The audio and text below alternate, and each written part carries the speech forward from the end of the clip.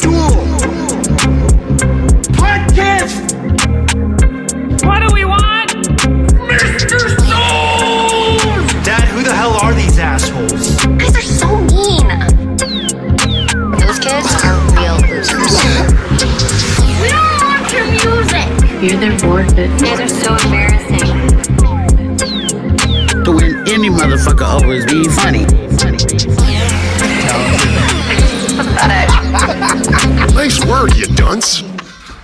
Intro us, Anthony. Let's go. All right, welcome everybody to Thee Stool Podcast. I am Anthony. I am the third mic on this motherfucker. To my right is... Mickstradamus. What's up, bitches? What's up? Damn. Hey, check it out. We're about to have a good ass podcast today. Yeah. You know, we have a very special guest in today, and Anthony is no longer the bitch. Yeah, 2 weeks running. That's my record. And, you know, to Johnny's behest of keeping me on there for a couple of weeks to teach me right. You know, he is now where, Johnny? Where are you? Right here at the board. Johnny's on the board today. It's all good. Hey, I went 3 weeks in a row. This is easy money, dog. I enjoy it. I enjoy having fun, you know, talking right here on the board. I don't mind it, dog. I get to control the board, do what I want. I could play. Hey, shut the up. Hey, you're right. All right, you want to intro our guest, Johnny? Yeah, I got you. So today we got the almighty musician, artist, singer. Is that right? Does that sound good? Yeah. Artist, musician, singer, Mr. Mark Vasquez in the house. Let's go. Sup. I'll punch that in. Thank you. Oh, you'll punch that in? Okay. Always punch that in. We got you. Mark, Can you appreciate do you the coming in. confetti on the screen? Thanks, man. Appreciate it. Yeah, Thank you, guys. It's gonna be a fun episode. Good times. Hell yeah. No, it should be fun. We got some good stuff lined up. We're actually going to get to some of our topics today. We've decided to, you know, discipline ourselves to get to some of our topics. But to start, you know, kind of talk about yourself a little bit. Talk about your career trajectory and all that stuff. Oh, Yeah, yeah. when did music start for you? Music started as a pretty young kid. I was just a family of musicians, so I was just around music kind of constantly. Real quick, what was that? Like your parents did what?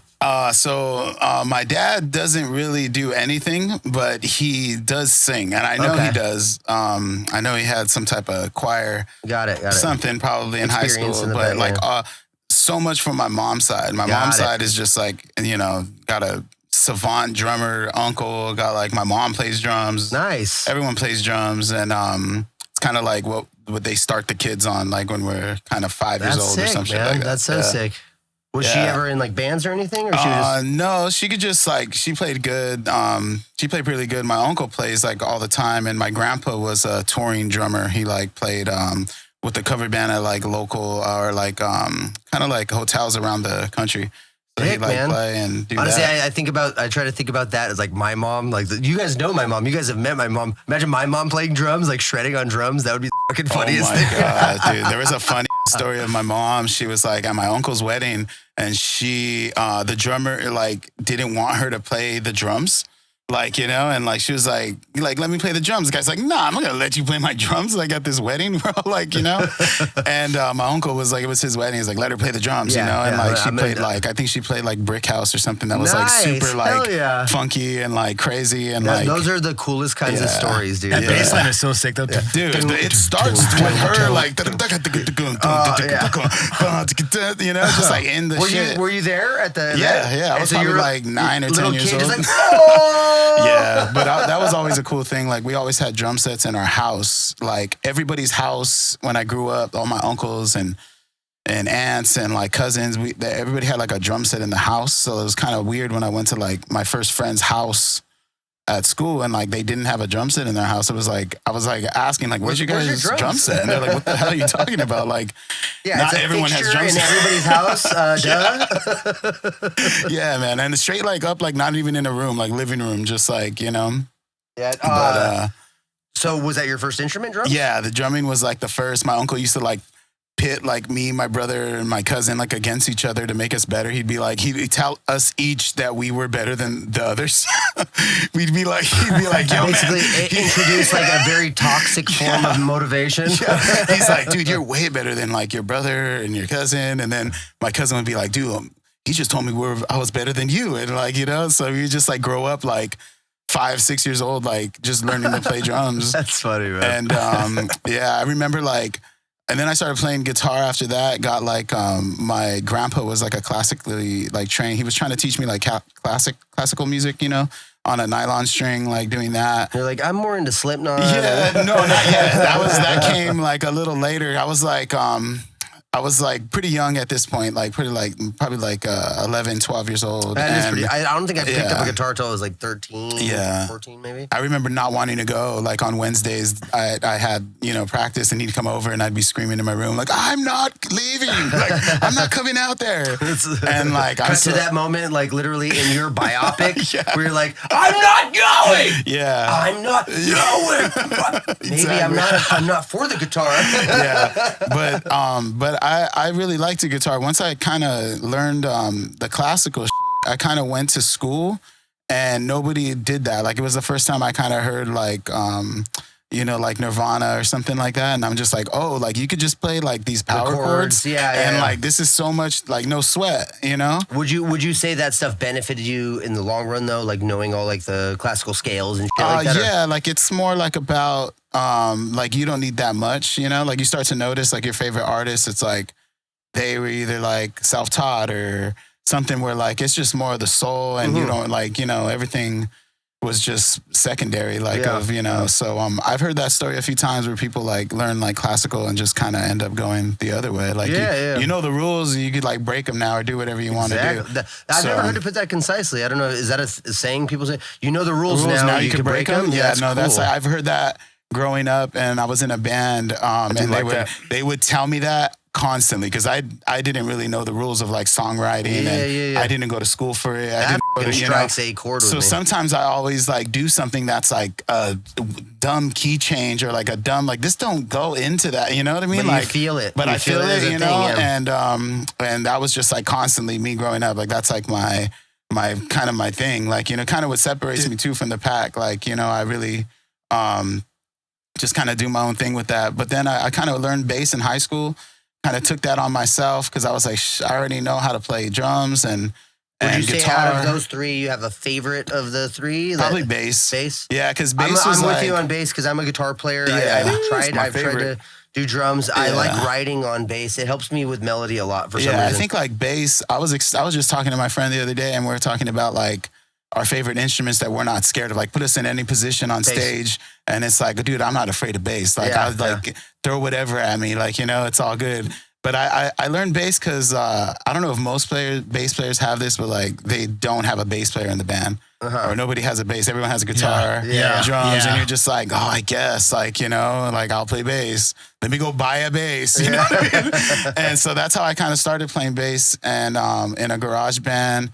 In like when I was like 13. Remember the name of the band? Probably. I think we went through a few names, but no, I can't recall. I know that my homie Matt, if he's watching, he's probably just like, "Yo, it's freaking." Yeah, he's screaming at the screen right now. Yeah, it's something like dis something. It's one of those words, and it was a cool band, man. We like just did covers of like System of a Down and Rage, and then like that's where we all started. That's where we all started. And that's kind of where I picked up bass, and then I remember just getting stacks of like everything I could find from my uncles and aunts and cousins, and like just the range of CDs that I would just all day just saying pop a CD in the CD player and just like play every song, learn like it by ear. learn it by every single song, like down to like almost like an annoying like, oh, he kind of like popped right there, or did like he's like this, like to where what? you actually deconstruct the music and you're like get a relationship with like each I individual miss that. instrument. Yeah, so I just miss that. I think I remember being Honestly, there. Like, I put together a project from time to time where it's like my favorite songs of the last couple months. I'll go and I'll put them into like a project. I'll get the tempos all set up, and then I'll just like EQ the actual wave file, and like, okay, I could hear the guitar really well here and like deconstruct it. I could hear all the drum parts and then I'll build around it, exactly around that song. But, and then, learn how to play each part. That's like kind of one of my favorite things to do, It's like, that's my modern way of doing it. I remember we used to have to just play a CD in the stereo and like listen. Oh, it's that. And then now, from first to last songs and say and shit. Now, since you started, so you say you started at bass, right? In a nutshell. That was like unite. bass players. I started drums, then I went to guitar, and then bass. I kind of did it my own. I felt like bass was like the first one that I kind of was like, it was my choice. This is what I'm gonna do. So I kind of find that like to be a very interesting bridge to where you are now, because you started off with drums. Yeah. You wanted to do the musicality stuff, which is like the melodies and all that stuff. But you still went back to the groove. Yeah, I think the groove is if you have a solid foundation. Yeah. As a producer, as a writer, anyone that does anything with music, if you have the foundation for understanding what makes a good groove, dude. I always think of the bass of like the spinal cord. If it's the body, because it gets to do like the most movement, but it keeps everything together in a way that's like, you kind of get to do what you want, but like you got to kind of listen to the drums, you know what I mean? Like be in with them probably first. I think bass and drums are like locked in, if they're locked in, everything's like harmony. It's a cool thing, because what I like to do is, it's really cool, because I like when it comes to bass lines and drums. So I typically write the bass and the drums first. Yeah. And what I like to do is go out to another room and listen to the track. So if it's like, because like so you can, because if you can tell what song it is through the walls, oh man, that's a good song. I do that sometimes, and I think if like, are you crazy? Like you go to the studio and then you go to the restroom, but you're like listening through the wall, like at a low. And there's those like, those what songs is that? like I mean, I hate to say it, but Vanilla Ice, you hear that, you hear that bass line. It's the catchiest, kind of catchy to me. When you, a better example, honestly, for me, like more in the scene of music like we were raised with, is like, for example, brand new Sick Transit Gloria, that bam bam bam bam, very catchy.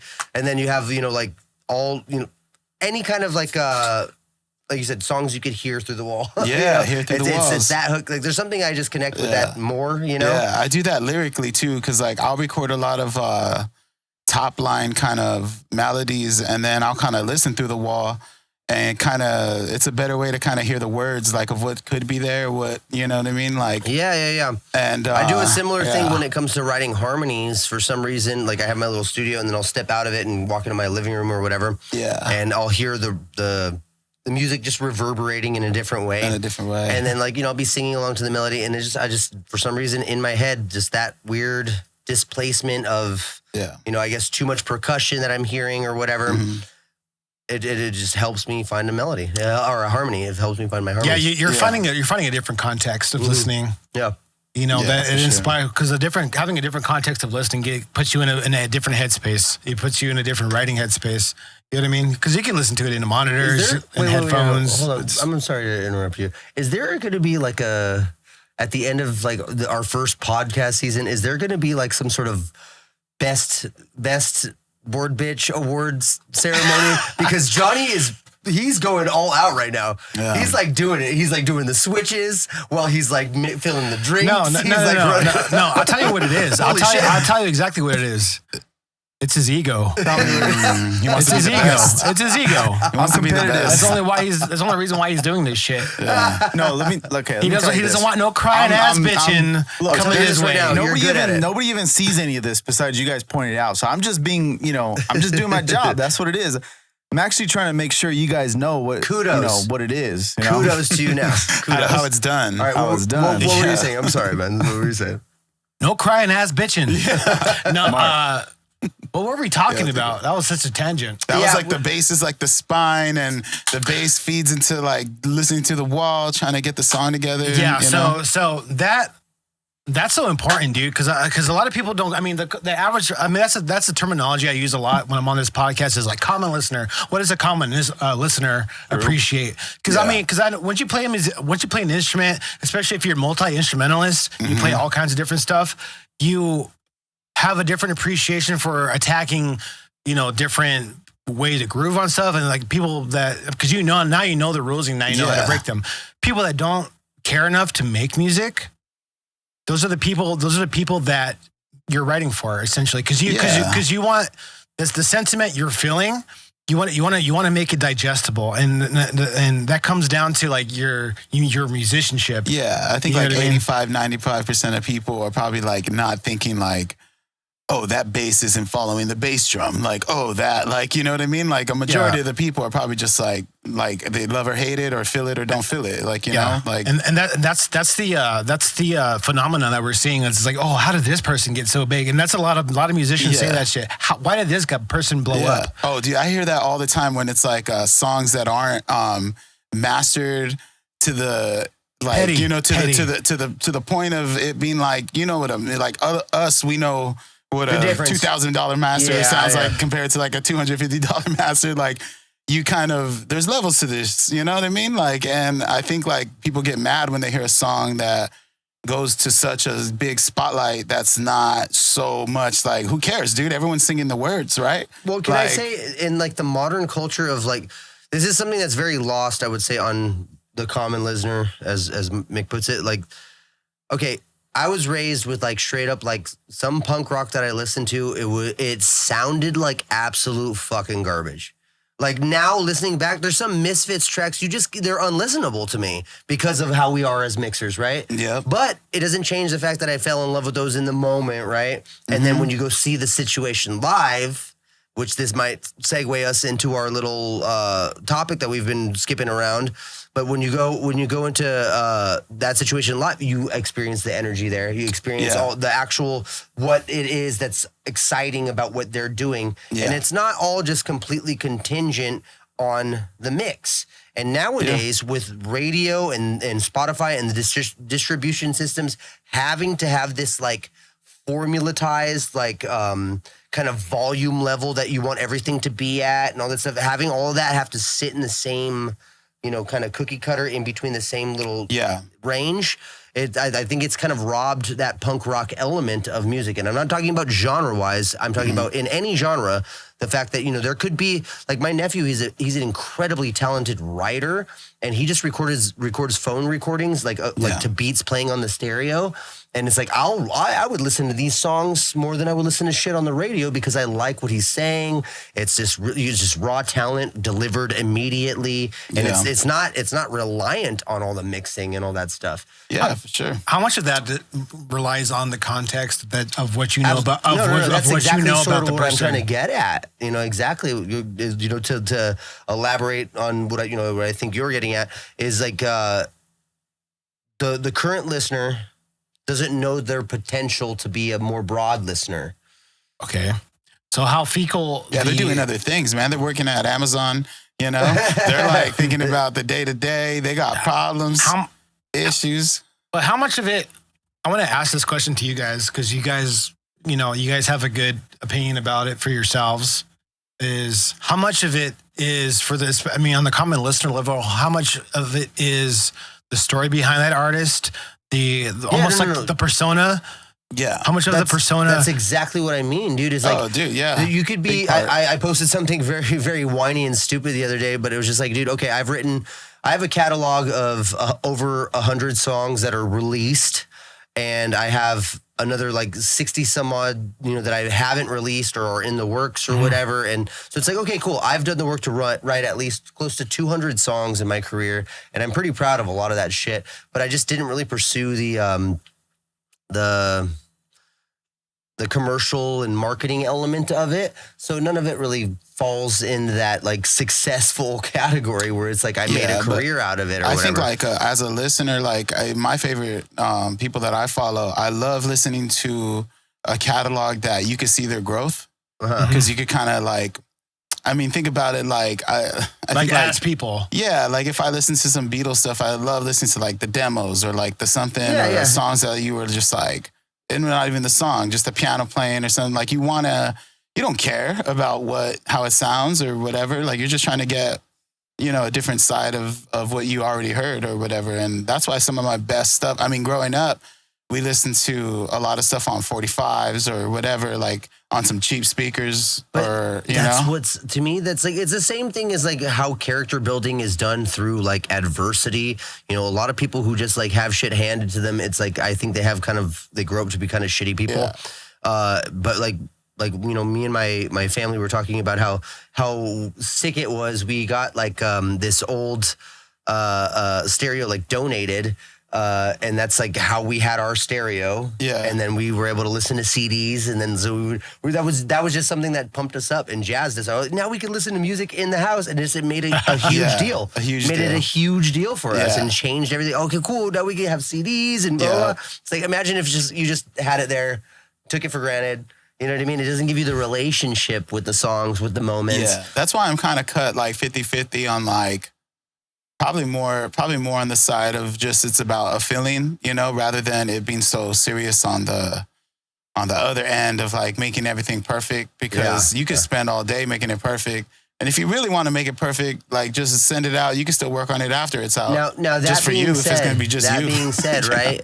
Let's say the artists that like, let's say some of them have a natural talent, some of them don't, whatever their story might be, whatever their background might be, but they put out a song that they really believe in. You know what I mean? They put out music and it doesn't hit the way, some very successfully commercial song that has all of this marketing campaign behind it and all the money to do a video and all that stuff. Where does the dissonance in that sit in your head? Because to me, like I that's something that always like peeve me, dude. It always like kind of irritate me. It's just like, dude, like I guarantee you, at least out of like the 100 some odd songs I've written in my career, I could share 5 of them with 5 random people. Tell them you listen to this song for an hour in a row on repeat, like it's one of your new favorite songs. You'll fall in love with it. You'll like something about it. Mm-hmm. And that to me is a weird, like almost like hypnosis level thing of like listening to music is like, it's a lot of like repetition. Tell me about the artists that you have that you like loved their first record, the first songs you heard by them, you fell in love immediately. And then when they come up with another record, you're like trying to figure it out. You don't get it necessarily, but you listen to it over and over again until you do. Yeah. That to me is more my speed, and what I like about music is challenging yourself to become a more broad listener, Yeah, there's I grew up like, I mean, my music don't sound like, I'm very versatile, what I kind of grew up listening to. And my music is more like R&B, funk, soul, stuff like that, hip hop. And, but I grew up listening to like, I was in a hardcore band when I was like 13 years old, like playing with like, playing drums in a hardcore band and being all crazy, but playing like, listening to like, I remember listening to like Thursday and the Used and stuff when I was a kid. That's what I was raised on. And so I think Thursday they had an album that was like really dope. I was going to say Johnny's going to call girl music. You don't get to talk. You don't get to talk. I'm sorry. At the time, and then they dropped an album where it was like a song with just piano on it. And it was the first time I was just like, oh man, like it's actually music can be like just beautiful. Okay. And I think like just being versatile and knowing all the different music kind of makes an artist kind of what you want to do. Music's like a feeling. I remember someone told me in the studio, like the mic don't lie. And kind of like basketball, like the ball don't lie when something happens and you're arguing and you kind of the mic don't lie in a way of like with like emotions. Like you could say something through a mic and like the receiver like receives it like this guy's really telling me something. I would say the deliverer also, you finally have that confidence in like where you're like, oh yeah, when you hear it tracked back, you're like, no, that's what I was intending to do. Yeah. You know what I mean? So like I like to demo stuff out. I'll demo like crazy. Like I'm just, I find myself as record a song 50 times over. Like, I mean, I'm an idea person where like I'll hear a song in the shower and I'll just be like, oh, I have this like I'll just go downstairs and cut like very short, like even if it's like 50 seconds, like of what I hear and kind of put it down. And the other day I was getting my sorts ready for like to do an album drop and do all this. So I'm having all these songs that we were running through, and the song that we loved the most when I was in the studio was a song I just recorded. Like I pulled up, like I went through all the stuff I had demoed out, and then a song on a voice memo. Yeah, that I was just like on the road, and like humming it out, and then we put it to guitar, and it was just like the best thing of the day, like And so I think like music has a lot of like you can't explain it. Like there is no right. Yes, there's a randomness to it. You could, like I said, you could write 100 songs, and then even if you're a fan of those, maybe it just doesn't connect. Until there's like just that one song that you're like, I think this is the universal. Like, oh yeah, people get this one, or this is something that's relatable, or just a hook that's undeniable. You know what I mean, that kind of thing. Yeah, usually I start with like some hooks or some dudes. Like I love doing hooks because that's what we listened to all growing up. Like everything that had the songs that we liked, like were just massive hooks, like Motown and everything, like soulful and everything. Like it was just like the verses were short. Like get back to the hook. Like, I know.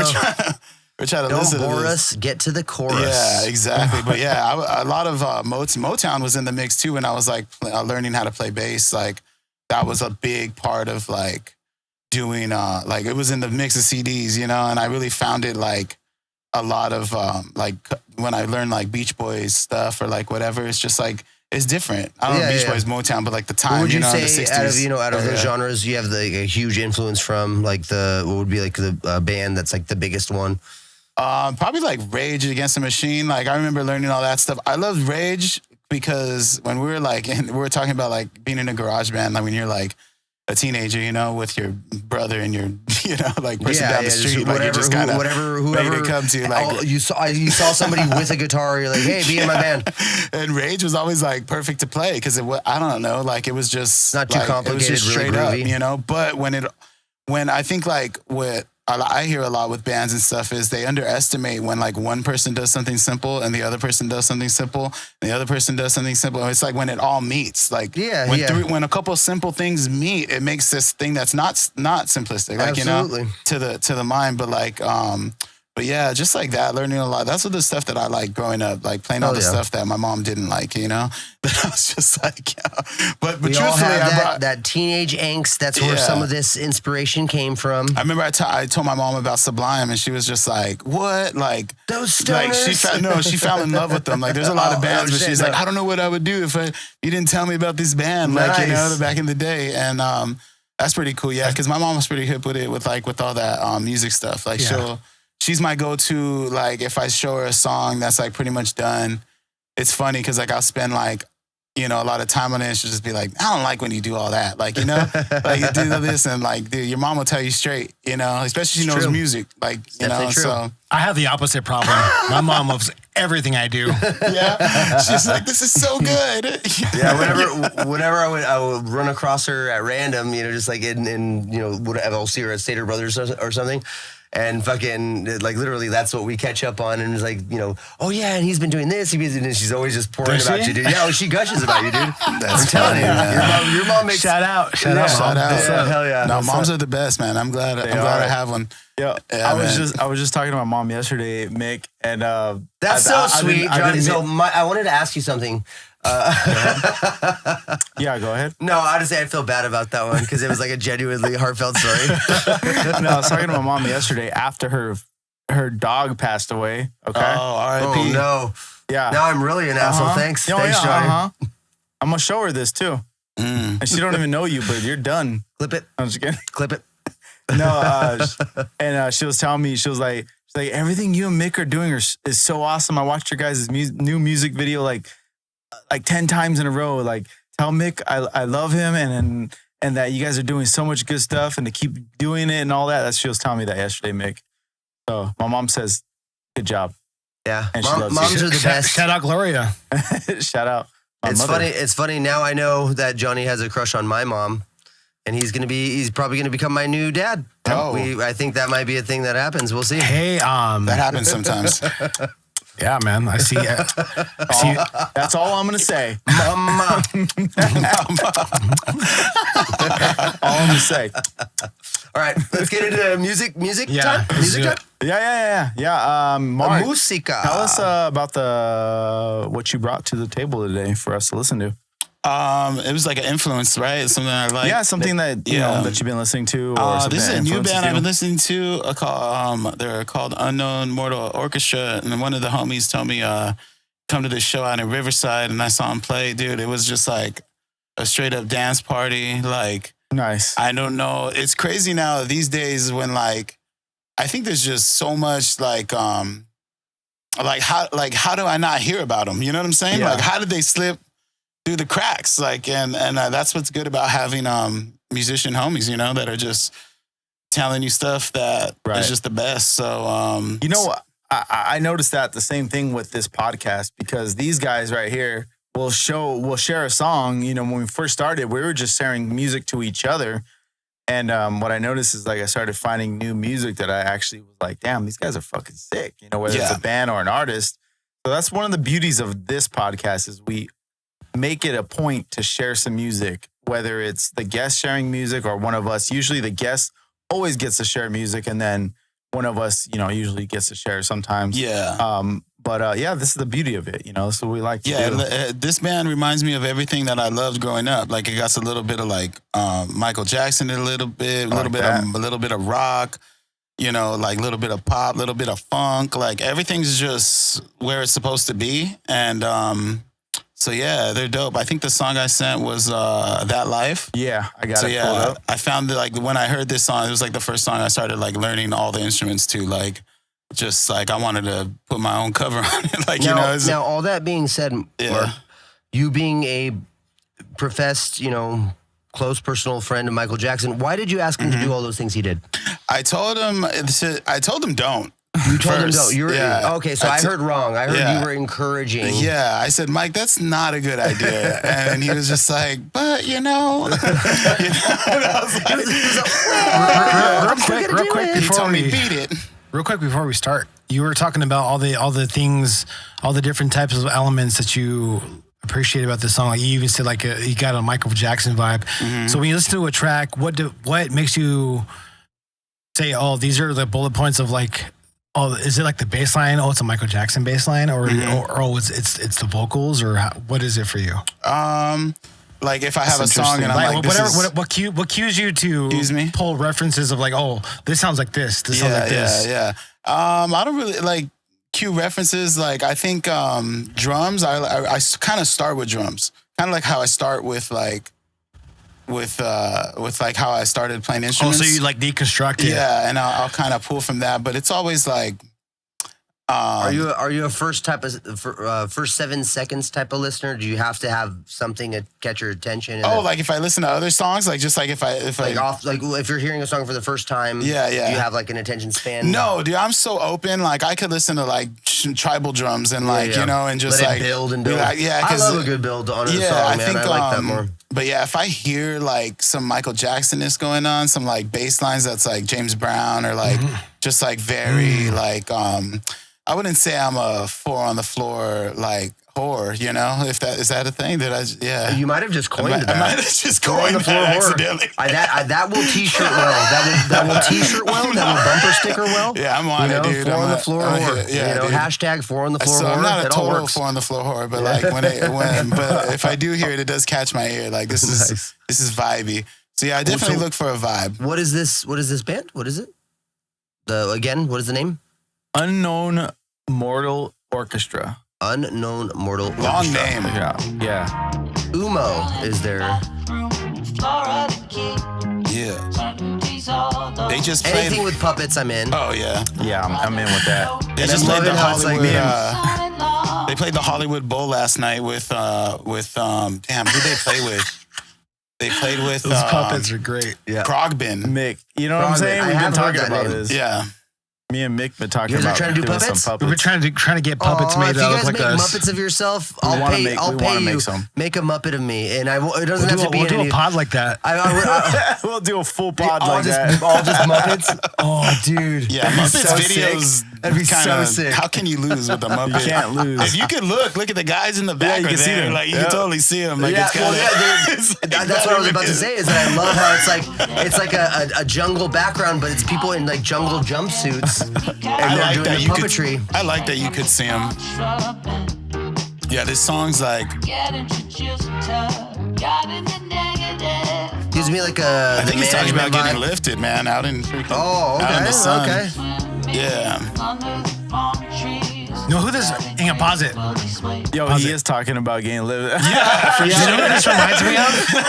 He's very vivid. So there's this artist. You probably, I don't know if you listen to them or not. They're called Hot Chip. Hot chip. Hot Chip.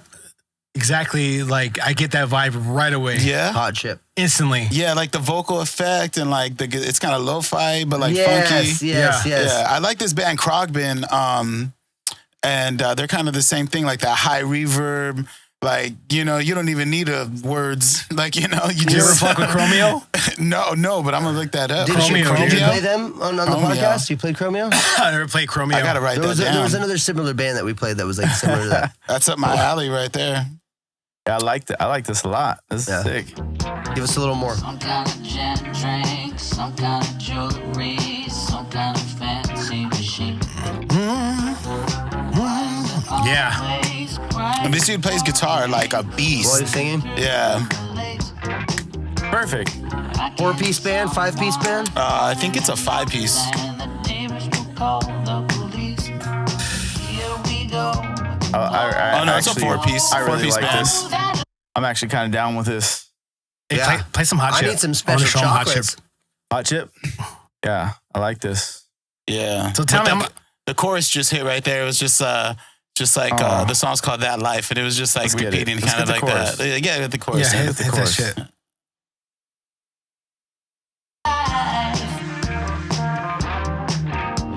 So he's singing and doing that. Yeah, dude, it's insane watching them live. Like, I was blown away at the, you know, just most people can't puppet is really be doing hilarious. that. And it's the strumming. simplicity. The simplicity of a video like that. It's so Telling you. captivating and fun. You know, Yeah, that bro. you can't look away. You can tell and they're you're in taking it easy. You know And what I'm you're in saying? it, They're man. like, How much do you think this video costs? Really? $50? nah, more than that. The No, puppet no, is- no. You're paying You more paying on two dudes. you're paying the On- most on the props. puppet. on the the props. guys. Anything else. Yeah, you the gotta pay props. the guys. The guys. Those guys, that'd be me and Mick right there, and we'd pay $150 for this puppet. We spent $200 max right here. Yeah, for sure. About $450, $460 on Amazon. Hey, That's those, all the props. towels right there, Yeah. $15 a piece. So I get They're that. probably fake towels. They're probably all in one, like, they bundle. don't separate, you know? Probably I would something love like there that. to be some crazy reveal at the end of the video that it's actually not like Yeah. puppetry, and then like the puppet takes some masks off, and it's a 4-year-old guy. child. It's just a 4-year-old child actually dancing.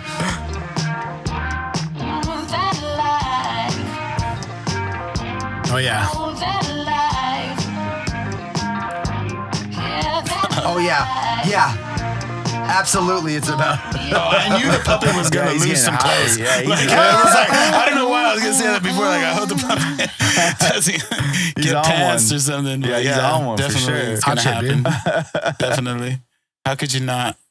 So while we're waiting for Johnny to pull this up, Mick, what's your favorite kind of hot chip? Ooh, that's a good question, actually. Fish and chips. Hot. That's not a hot chip. No, you it idiot. technically is because they're hot crisps. What did you say? Fish and hot What's your chip. favorite Fish hot and chips? chip? I think you You interpreted went like literal. Yeah, That's he went I do temperature. that, bro. We're talking about chips. He went temperature. Hot chips. Hot chips. Hot chips. Potato This chips. dude's like Okay. Chippendales. Okay. No. The Mike chose flaming temperature. hot lime Lays, dude. I have you on that I one. love those. Yeah, I've man. been recently getting really into the flaming hot barbecue ruffles. Whoa. I've been eating those Dude. nonstop. Anthony? Dude. Those are incredible. I've been eating them Yeah. nonstop, bro. It's it's a problem. It's a problem. So my girl got me into flaming hot ruffles. Yes, those and, are awesome. And then the one you're talking the about is barbecue next level. Oh my gosh, it changes the game, dude. Yeah. Even the cheddar ones, the one with LeBron Yep. James on it. Yep. And the other one has Jason Tatum on it. Those are the best. Those are the Dang, those are the best chips I've ever had. Those are expensive chips, man. Yeah, those are super skizzy rizzy, no cap. I think like back in Those are skibbity no crap Dude. right there. Yeah, there you go. Skibbity bop rizzy, no cap. back in the day, the is girls it? like at school that all had issues Not and bussin'. problems would eat like hot Cheetos, like, you know, with like all they the throw like Latinas. hot sauce in it in the hot Cheetos that are already hot. That's one thing. And like cheese and shit. Like That's dude, just Latinas, dog. all those girls were just like ratchet, but like it's just the worst. They had the ice cream truck diet, dude. Ironically, all the same girls who were like way up for doing anal, and then you were like, nah, I'm good. Nah, I'm good. They'll show up to your, You want some hot Cheetos, fool? they show up to your day with like one of those chili spoons. Yeah. Oh, one of the You like want one? tamarindo spoons. You want one? With the rubber band around it. With the fucking. I got four more. You want one? Dude, I knew a girl in high school that was like addicted to those. Like she'd come up to you like, "You got any candy?" I'm like, no, dude. No, the You reason don't have front teeth. Like, relax. Relax. The reason why Latina chicks are good at head is because of the fucking, the one that you push up, the hair. Oh, the one they with the suck it out. dreadlocks. Was it the Lucas? I forgot what it's called. I It's think Lucas, that's but Lucas it's- Company. It's Yeah, a for sure. it's a Mexican Balingo equivalent or of a some push shit like button. Yeah. Yeah. It came like a That's little why. baby, like a little baby bottle looking thing. Yeah. They would suck the shit through the holes when they got to the end. That's why they're good at That's it. a good- the marketers in Johnny. the 90s knew what they That's were a conspiracy I Are could we get going to get behind into for a sure. whole bit now about how like What? young children practiced on those? All I'm saying is I'm telling you. 14-year-olds were sucking on the whatever is called the fucking hair candy. All I'm going to say is That's big. why I thought they were Yeah. dreadlocks, not to be Listen, honest. I was just Whatever. like, Like dreadlocks. Yeah, that's the some- vibe I got. Listen, some big, dreadlocks. big companies make big investments. Okay, You gotta think of the future. They Makes know what sense for the they're doing. future, man. They know what they're doing. Like, what am I gonna want in like 20 years from now? It all comes together. You know? Yeah. It all Yeah. makes sense now. Yeah, I The like hot I chip. think my favorite hot chip is probably the Frito-Lay one. The Frito hot one. Flame That hot. shit's Yeah, the hot, bro. I don't know why that's hotter I wonder what They're it harder is. than hot Cheetos. than but hot they're the Cheetos. same shit. But they're the same thing. Hey, Same Frito-Lay. company. Frito-Lay, I have a suggestion for you. If you're watching out there, Frito-Lay. They're not watching. but go ahead. Twisted Fritos, those honey barbecue ones, but hot. Hot, flaming hot. You want to really That's not a bad want to fuck idea. up some buttholes? Do that. Yeah, dude. That Do is that. a good idea. You throw Yeah. throw Hey. those Fritos into a Frito pie. Oh my god! I'll put those bitches in a fucking. I'll put that in a burrito, carne asada burrito. Put those in there. Hey, yo, Are we just going to? Are we gonna go all get? night. Are we gonna go Nick- get hot chips after this? right here, Frito-Lay, Mick at thedunce.com. Let's link up. What's That's up? all it is. What's Mick up? at thedunce.com. Again, that is Mick at thedunce.com. Guys, go. go ahead and send a bunch of hate mail to him. Let's go. Let's fucking go. I'm All right, ready. hot chip. Play hot chip. One more thing. Has anybody experienced this? All right, I started dating my girl, right? Like a little over a year ago. Mhm. So one time I noticed that she had a bag of hot Cheetos that was just open Open. on her counter, right? Stale. Okay. Right. Wait, how long? Just like a night? I don't A know. night? I was there for a couple days and shit was Yeah. open the whole time. And I No was like, clothes, no why is twisty, no this? nothing. What is up with this? That doesn't trigger your OCD. No, it did. I kept No, I'm closing it saying and then she you're kept. thinking this about her. That doesn't. Yes, trigger, I'm like, yeah. what's your problem? And then I kept opening it. I mean, I'm closing it because it was open. And I'm she like, come oh no, pop I it gotta open. And I was just thinking, oh man, she's just fucking, she's moving a lot. She's got 2 kids, like she's doing all kinds of shit. She's not even thinking about it. And then I noticed that it kept opening like right after I fucking closed it. And I'm like, what the hell is going on here? You need to let Like, it is she doing aerate. this shit on purpose? Yeah. Turns out she likes her fucking hot Cheetos stale. Stale. Yeah, What I is know with this. that? Has anybody Stale I've queen. come That's what you call a across stale this. queen right there, dude. Damn, dude. That's gonna start calling crazy. her That's crazy, dog. Dude, I never experienced that ever in my life. You should call her Melissa Stale. Vanilla stale. I'm gonna tell her. I'm gonna text her right now. Oh, It was man. just. It was Yeah, I have come for across me, this. out of left field. I was like, what the fuck is that? But Yeah. then now I get it because they are pretty good. Yeah. But hot Cheetos are pretty good. You Not gonna lie. you ever ran into a stale, kind of like chips in the fridge kind of motherfucker? Oh, okay. Cold You know? chips. I'll tell cold you this. chip. I'll tell you this. I do. cold You know, chip. I do my ice chest. Hell yeah. What were you gonna say? My ice chest. You know, for work, you throw in a little bag of Flamin' Hot Cheetos. They're ice cold. There's a different There's a quality to them. difference. The different quality to them. Yeah, I haven't I'll agree. tried it because I'm not insane, you know. But I'm not lost, you know. I'm not Mark, at that point yet. What are we gonna call that type of woman? A cold chip bitch. Speaking of chips, we got some hot chip right here. Yeah, play some hot chip. Hot chip. Let's check it out, guys. Let's check it out. On the ducket. Let's check it out. What is this? I just played whatever. Yeah, fuck it. This video looks immediately more expensive than the last video. Yeah. They've already had 5-6 different shots. They got costumes. Say it now.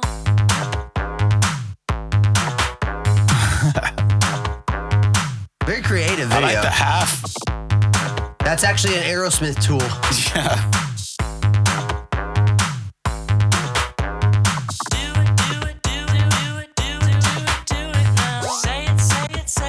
I wonder, what do you think? Do you think they filmed them in the costumes, or it's like a AI added to it? This is an old ass video. You don't think so? they did this straight up, man. Yeah, this like, video is really old. They found an old nuclear site or something. I don't know where they're at, but they.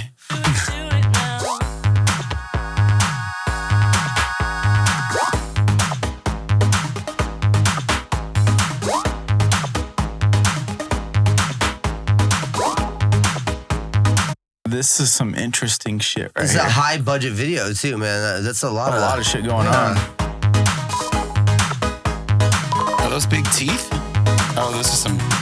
Instead of calling up the phone, why don't you open up with talk? Is this just one guy? Ready for a fall. Looks like it. Yeah, I think so. I see what you're saying, Mick, about the, the similarities in this. I think it's the voice. Yeah, the effect. Yeah. The effect, the delivery. That higher pitched voice, which I wish I had. I wish my voice was a little it was just right up there, a little bit more. You know what I mean? Yeah, but I love the high pitched voice. If you want, I could kick you in the nuts, bro. Yeah, dude. Usually that's what I do to hit those notes. If you listen to my stuff, you're like, what do you mean? Squeeze. You didn't know what I had to do to hit those notes, man. I want to spare Well, you. I can hear it though. I think because I can hit those notes. Yeah, it's all like a falsetto.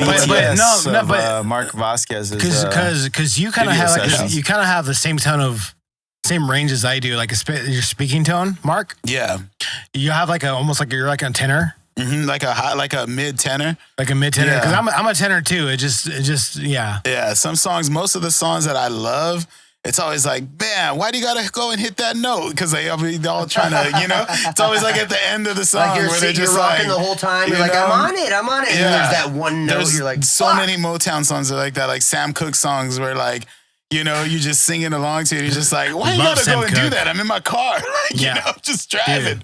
And the end of the song, you'll hit some dope note. My girl said she would say that I'm a tenor.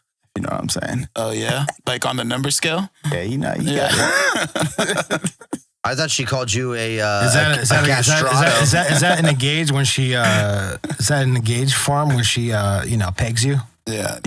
I was gonna say, Mick. I thought she referred to him as a castrato, the singer that sings sings so high because their balls are not there. Balls are gone. Their balls are gone. They said that Michael Jackson might have been a castrato. Yeah. That's a rumor, but I think the hole in that is.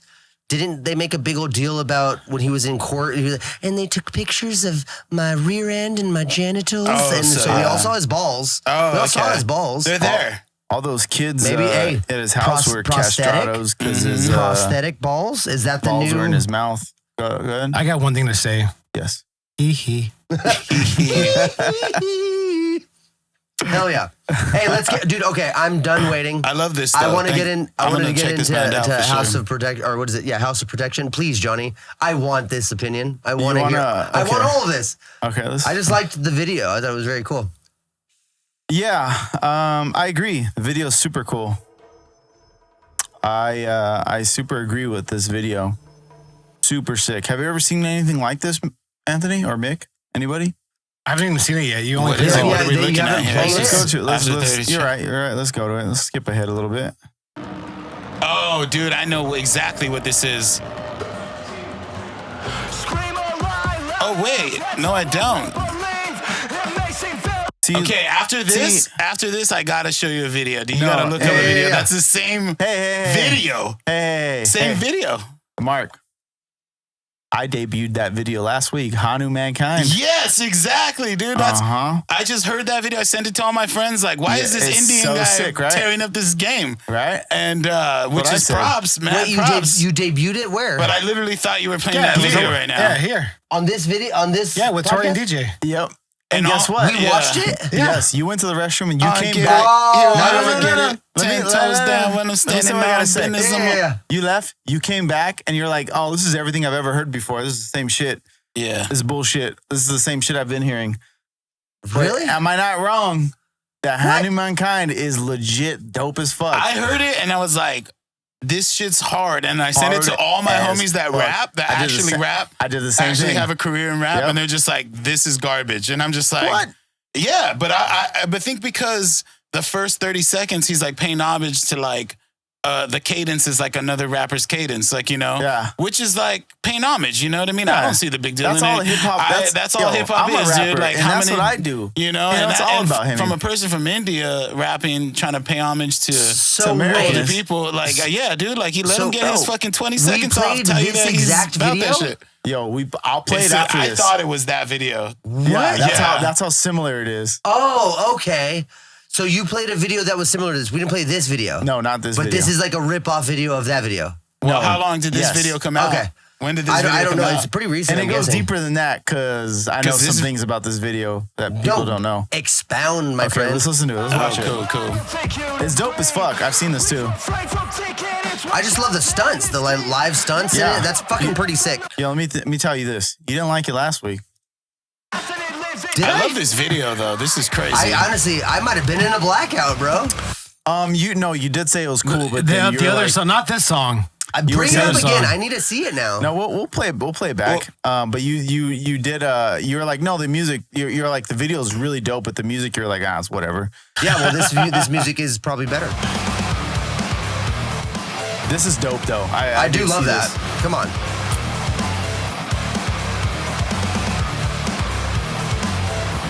It's just two dudes? Yep.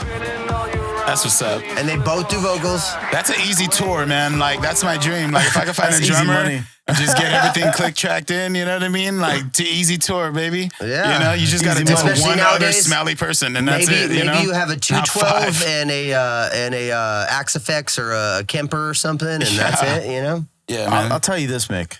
I mean, not Mick. Mark. Yes. I will play bass for anything you need. Just let me know. Oh, bro. Got you, You're bro. already on the. Got you, bro. I got you. I love that. I love what you're doing, dude. Thanks, I'm man. all in. Thanks, man. Our music video is going to be like this. Since there's two like this, our next one will be the third. You'll Let's be do in it. Fuck it. Yeah. Let me tell you this. You want to shoot this video? I know the guy who shot this video, so I got you. Let's do it. Really? Where's this at? Is this in America? This No, it's like they went overseas or something, right? This one, I don't know. The last one was in India on Hanumankind. This, I Yeah. don't know. I could ask him. I know him. Mm-hmm. The So guy do who you think shot it was this some and sort of directed this, homage? I literally known him since I was like 15. Yeah.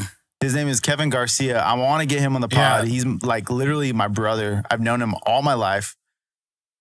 He shot this video, if you guys didn't know that. Just so Okay. you know. Nice. He's actually shot a lot of stuff for... We gotta ask him. He shot a music video It looks for... beautiful. He shot a music video for the band Lit. He did Korn's Dude, live Lit. show at the that was at like the church, the Catholic church. He shot all that shit. Like I know this guy. Nice. I know him like Interesting. personally. Know him for Interesting. years.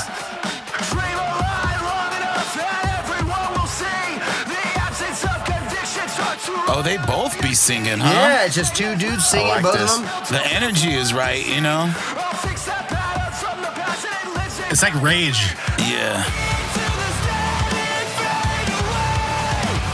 Now, is this no? This ain't the singer from Fever 666. No, That's a no, good no. band. Jason Butler? My Jason buddy, Butler. my buddy was he did all my same guy. He did all the touring with Fever 666. Fever 333. 333. There you go. That one. I mean, tell me how you really feel. Fever 333. Oh yeah, 666. Don't worry, I didn't call It's a you good out band. on it. They're like the new age Linkin Park / Rage Against the Machine. Yeah. Yeah, I get more. Yeah, Rage Against Super dope.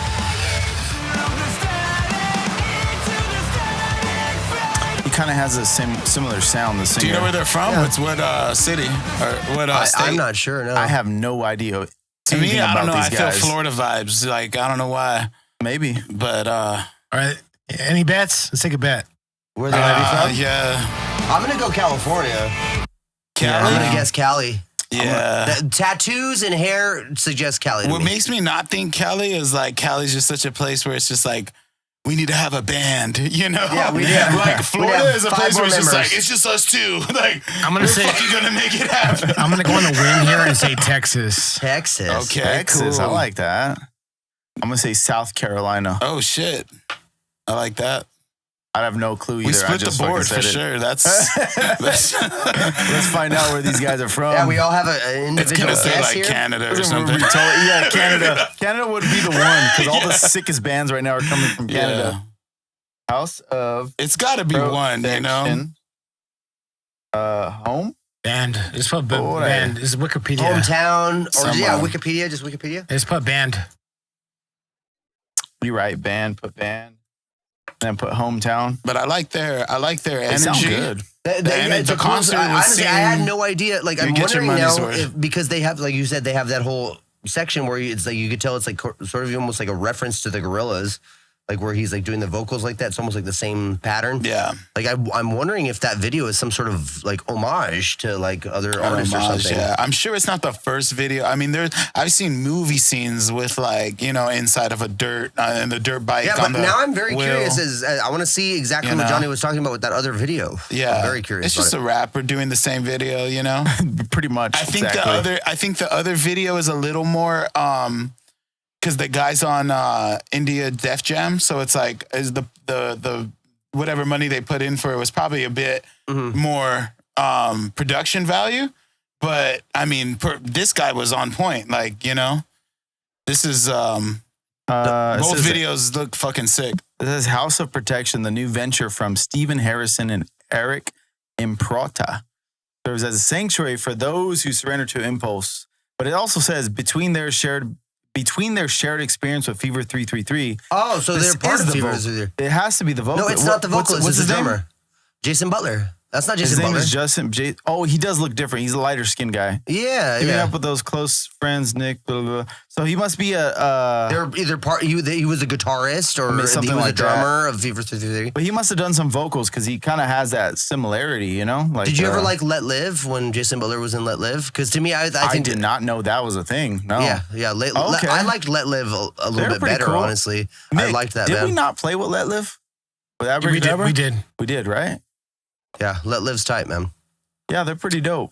Show me this other video. I want to see. So it's did we find out where they racking were my from? brain. Did you say? I'm trying to find it. I can't. I think usually they'll say it like Is in my their phone up there, Spotify. Johnny? Yeah. I'll look. Oh, I'll look maybe for in it. the Like in their Spotify? little Spotify bio. they usually- Wikipedia. Hello. I'm Yeah. trying, dude. Hey, Johnny. Wikipedia? Oh, wiki, dude. Do they lie though in Wikipedia? Anybody could update a Wikipedia? Yeah, You know, I've looked right? into I think this. that's a thing. I've tried to like update a Wikipedia or like do it. Yeah, like, you know, it it's never like there's comes some through. that you They don't have a can, Wikipedia. some that you can't. Why do you keep trying to update Michael Jackson's Wikipedia?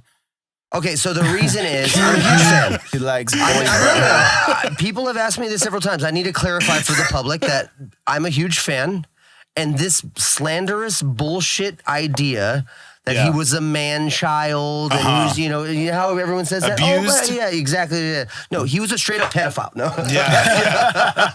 This is what I'm gonna say about Michael Jackson. I loved what he did. Not music wise, but everything outside of music. Fucking Yeah, Johnny. I loved it. Fucking Johnny. Yeah, Michael Jackson. I mean, you could still play Michael Jackson at a wedding. It's still like I've been very to many mainstream. weddings. R. Kelly, they're starting to X out. I think they go from the top down, like whatever's most recent Yeah. to, you know, There's a spotlight on There's- one. You can only focus the you spotlight know, on so yeah, much of you the can't take it area. all out Yeah, because, yeah, you yeah. know, you I mean, would I'll have tell you- no I'll tell you right dancing now. at the fucking wedding. I'll tell you right now. If I'm at a wedding Trapped in the closet. Let's go. and someone plays fucking what is it? Remix Part 2 or whatever. You know, any any R. Kelly song. R. Kelly song. I'm probably one of 100 people that's like, yeah, I'm dancing to it, but I'm thinking about Come on, guys. Nobody? Yeah. Nobody? Nobody's Yeah. like, all right, let's put on, there's 1,000 songs with this beat. So we're just all going to step in the name of love right now, knowing what he did? Okay. All right. Shout out, Kels. We're going to step in the name of love. Yeah, dude. So yeah, man. Same thing with great.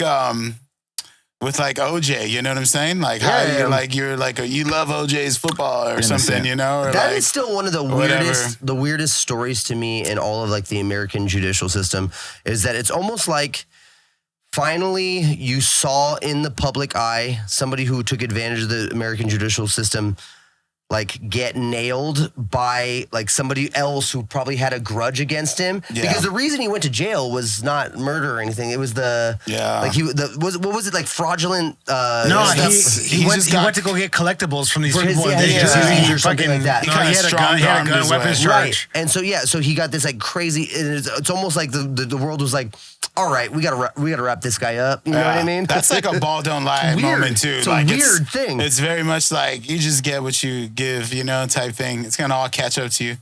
And he was a fucking actor. He acted in movies. Dude, don't get started on the Naked Gun movies, dude. I mean, he acted in movies, man. The afro, dude, was any of crazy. that stuff, dude. Really good OJ bits. Really good OJ bits. I love that. Like, I almost got to play golf with him one time. Really? I play golf. I know he was a huge my golfer. uncles, they go to this place to go do a tournament every year, and I missed it by 1 year. Like I was going the other years, and then the year that I missed, they all like got to see the golf with the OJ, like OJ and stuff, and I was just like, what? Here, I'll show. Yeah, I got a picture of him. I could definitely guarantee you that Johnny is the type of guy that if you let's say was golfing or whatever and came across OJ, he would go up to OJ and be like, shake his hand, like, big fan. Big fan. Absolutely, Big fan. Absolutely 100%. I mean, I'm a definitely huge fan of running backs, and OJ was the shit. Your whole career. Yeah, the juice, Literally, bro. If you came your up to him and whole called him career. the juice, you know. Everything Wait you've until done. you hear the know. EP. Wait until you hear our new EP. I have a whole verse where it's just references to fucking OJ. Yeah. Like my whole verse is references to OJ. This is my uncle with the juice. I just might cut some. Golfing out in Vegas. Put it to the Almost camera. did. Let's see Yeah. it. Put it to the camera. Yeah, to the cam. My uncle and the juice. That's fucking I missed it by sick. 1 year. I could have been there. Could have been That's me. sick. Could have been me getting stabbed, you know? But, yeah. This is what we're talking about. R.I.P. a legend, right?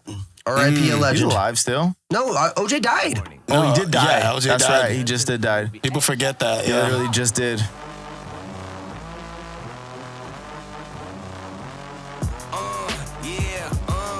So yeah, I could understand why I would have this opinion. Yeah, well, you're an idiot. And also this, it looks like it's not done live. Huh? It looks like this is not done live. It is. This is all real. This is all done live. I think the beginning 100%. was super like just CGI. Show me the Well, yeah, Yes. there was CGI in the Yeah. beginning when it comes to like the When fucking. And Pans then at into the the end room. of the end of the video, Alright, keep going, they keep Where it have says big dogs. but yeah, even like when it pans into the room, it looks very CGI. at the it's end of the CGI video. up until right there. Yeah, the end of the video, they have a bunch of B-roll of Yeah. like Okay. them just kind of doing all that. Wait a minute, get it how you live it. 10 toes in when we standing on business. I'm a big stepper, underground methods, top-notch hoes, get the most. Dude, I saw a clip of this guy's concerts, and it looks wild. Like, Down. just, I mean, like, Yeah, because everybody's people just, are lemmings and they listen to You this kind of know? music like Yeah. nonstop. And this Yeah. is all they listen for. It's a vibe. It's pretty dope. I thought it was cool. But like I said, everybody I send it to hip-hop wise know this cadence from a very well-known rapper, you know? Yeah. And then he kind of goes to his own thing right here, and So now I'm really ready to dig into what House of Production was doing with their video because they have to be aware that there's a very similar video like this out there, and it's But almost it like came out- satire. It literally came out like a week later. So Yeah. So they're it's pretty got to much- be satire. So you That's what I'm gotta- saying. no, it's not it's satire. just coincidence. It's coincidence. think? Yeah. Yeah, because both videos came out too recently. You're too Yeah. close together. Yeah, No, like this was knowing- dropped. It's couple possible weeks they knew ago. about it beforehand as well. Yeah. Knowing my friend Kevin, right, who's the one who shot that video for House of Protection, he shot it, he directed it, and everything. Knowing him personally, I know that this fool wouldn't be like, oh, that's cool. I'm gonna copy it. Yeah. He's not that kind of guy. And honestly, That's it was not what I probably, mean. That's it was not what I mean, probably a though. big bummer for him to do that I'm video. sure it was. And then see this See and the then other be one. like, Be like, oh, oh, great. Like the fuck, biggest dude. song Dude, we right gotta now get in him the on. I world would love to has dig the into same what that video as is. the song we just put all our effort Yeah, in. it's Yeah. yeah. That has to suck. I've been wanting. You know what? I want to get him on the pod so we gotta. can talk about this We because it gotta. was when I first seen House of Protection. I was like, wait a fucking minute. Right. Yeah. That's the it's same wild. exact thing as this Very Hanumankind video that just came out like literally a It's couple much days ago. better musically, But I I mean, always give props to the underdog, man. I always give props to the less production. Yeah, of the course. less thing Yeah. that like they do with more. Because that video, that is this, like, look at the coloring on that video. Like, Oh, it's beautiful. everything on that video is remarkable. It honestly looks better. I'm gonna go a little and bit, do the like hot in take. the- I'm not gonna lie. Look, I'll go into you the. can't see it, but yeah, my you know, buddy's but name is right like there. I said, Kevin I said to Garcia. you, like, Def Jam, Producer, you know, director. dude, like, of course they're gonna have the CGI, the different scenes. More they're gonna have a production lot more value in B-roll, there, like, yeah, you know, more cuts, more whatever. But like I said, I'll have my own little hot take on it. Musically, the House of Protection song speaks to me in a different way than True. that kind of other style of music does. Because to me, like you know, like I said, I don't remember saying it, but even just hearing it now, it's like it's like whatever. I Okay, hear on so the what we're radio. gonna do now is play this video, but the other music, and layer it on each other, and then we're gonna do a switch to that, and then we'll really have a good, you know, sense of where That we're might at. that might fix it all up, dude. You think I can do that? Yeah. Yeah. You think I can't do that? Yes, Yes, baby. It works so biggest, well. It's the It biggest works vibe. so well. Oh, dude. Oh my god, it works so well. Oh, It gosh. It works so good together. Dude, let's go! Yes! That's incredible. Dude, see, That's this truly is incredible. This is where my artistic sense comes through, you know, when, you know, I miss a lot, but sometimes I hit. Deep down, You know? you are a creative. At the end of the day, you're Exactly, creative. dude, Your ideas shine in different exactly. ways. I'm an idea That was man. cool as shit right now. So crazy. That's so crazy. Oh my god. That's hilarious. That's hilarious. That was pretty great. That was Yeah, pretty man. good. I like That's- that. Cheers to that. Yeah, that was good, man. All right, That was on the fly. who's up next? That worked out really good. We did got, mine, so. Acoustic Alchemy. Oh, mine. If you want to play it, yeah, we can check So it this out. is smooth jazz. I like smooth jazz. Okay, let's change it up. Smooth Change it jazz? Are we talking Dave Change up Koz? the What are we energy. talking- In the same realm. In the same realm as Dave. I saw Dave Koz live. Dave Koz is sick. And my grandpa used to take me to this jazz theater. Well, it's not just jazz, but like there was Cerrito Centers. Have you heard of the Cerrito Center? And so dude, I'm talking about, I was like 10 years old. He used to take us to go see like Harry Belafonte and Dave Koz and like all these people, like, you know, like it was the best. I loved it so much. It was just like, Dave Koz is so good. I'm immediately I love more it, excited man. by this kind of song. Yeah, I will agree with you there. just wait till the dirt bikes can start coming. They zoom out. It's the same setting, the same place. It's the same Just shit. wait for the zoom out right now, dude. That's gonna be everybody's video for the next, next fucking, 2 years. The Hell next yeah, year, dude. shit. I actually For the want rest to buy of a the dirt year. bike now, for sure.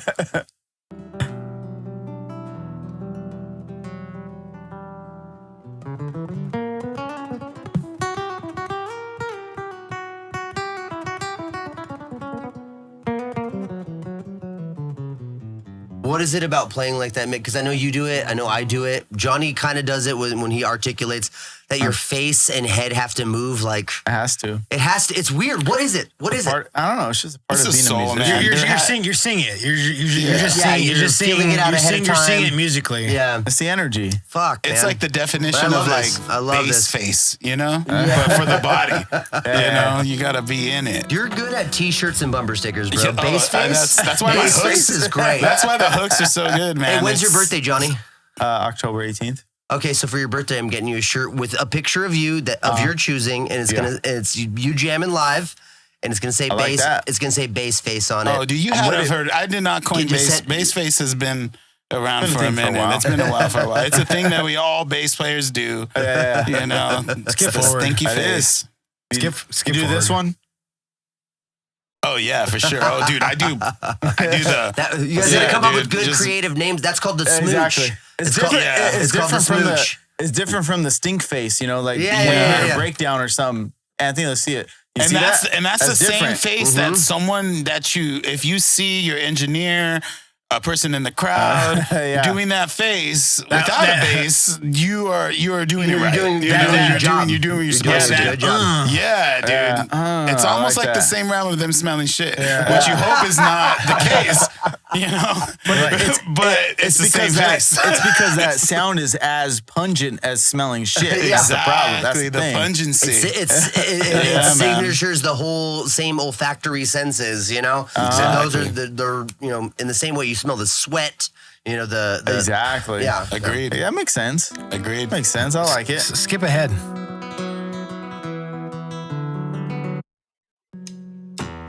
Oh, they're about to go in. Ooh, that drop though. EDM wishes, dude. EDM could only wish to be this good. Dude. Where are these guys from, Mick? Huh? Where are these guys from?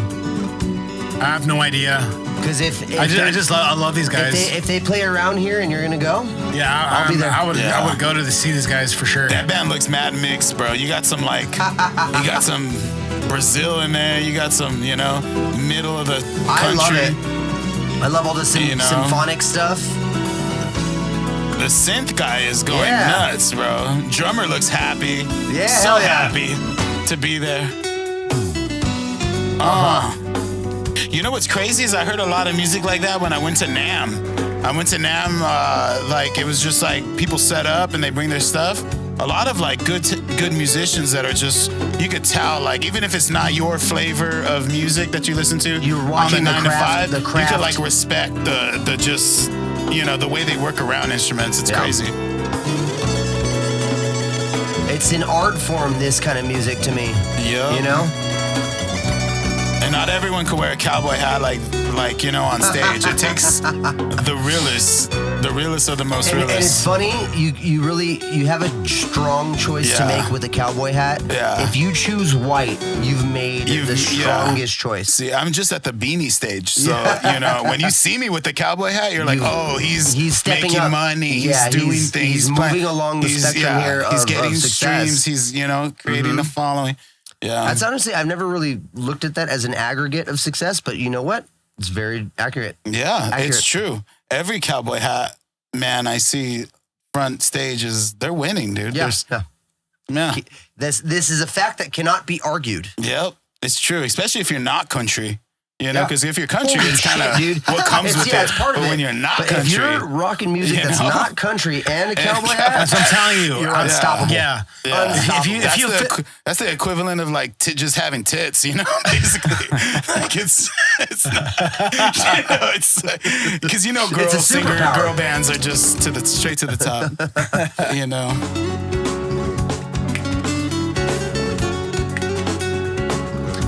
Wait, okay, so I'm gonna pause it and tangentize real quick. Okay, so there's a little Richard poster in the background.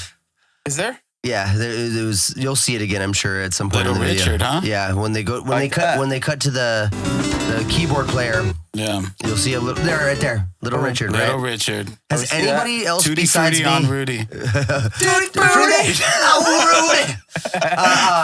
So has anybody else in the world, at least in this room, put together? Probably. Do you guys think it's a pun? His name? His name is a pun? I always thought, because he's Richard. a famous gay musician. Oh, Little right? Dick. Yeah. No, Big Dick. Oh, Big Dick. Little Richard, Yeah. Big Dick. Oh, get it. Little Richard Big Dick. Does that make nobody? No. That actually used to be his whole name. They had someone there to tell him to cut I feel it. like that's like that's like hey, a dude. joke. That's like an inside joke for it's like, oh, They're like, you either gotta want to be pick called one. Little Richard. It's like, why do you want to Yeah. be called Little Richard? Because I like Big Dick. Yeah, that's true. I think Little Richard would do that for sure. Right. he seems You kind of know? fun. Right. Have you seen the Little Richard documentary that they No. have? Dude, it is wild. Like the that man guy's- is one of the wildest that humans to ever exist. like, for one, I heard that. I mean, this is from the documentary, so I'm not saying anything that's crazy, but like, he jacked his whole style from like another dude that was like honestly like like just the whole persona thing. of like a Little Richard type dude. He honestly, But- he would strike me as that kind of guy because anything you would see him in, he was that persona. He Yeah. like he's like Mr. T. Like he owns that persona. And it's like, you know that when he's at home taking a bubble bath, he's not Yeah. Little Richard. He's Yeah. fucking. And what's crazy is he battled that Rich whole Pendergrass him or whatever his being- name was. him being gay and him being not like going back to church and stuff was like a whole battle in his whole career. Like he was the original, like, I'm not gay no more. Like, have you seen that? You know what I mean? I love women. Yeah. I'm not gay no more. He was the first women. He was an I OG. don't wear purse. The OG, pray the gay away. Yeah. He was the OG of that. And but Little Richard honestly gave so many people their start, their first, their thing. You know what I mean? okay, Their to thing. speak Like to he a was a little- very originator type A little dude. tangent there. Honestly, that's a great topic to me. Let's say this whole, he jacked his style from some guy, Yeah. right? As tragic as that is, the positive that came out from that was Little Richard, who spread that style for this guy who maybe wasn't able to do it, right? Yeah. He didn't have the charisma. He didn't have the image, whatever Yeah. it was.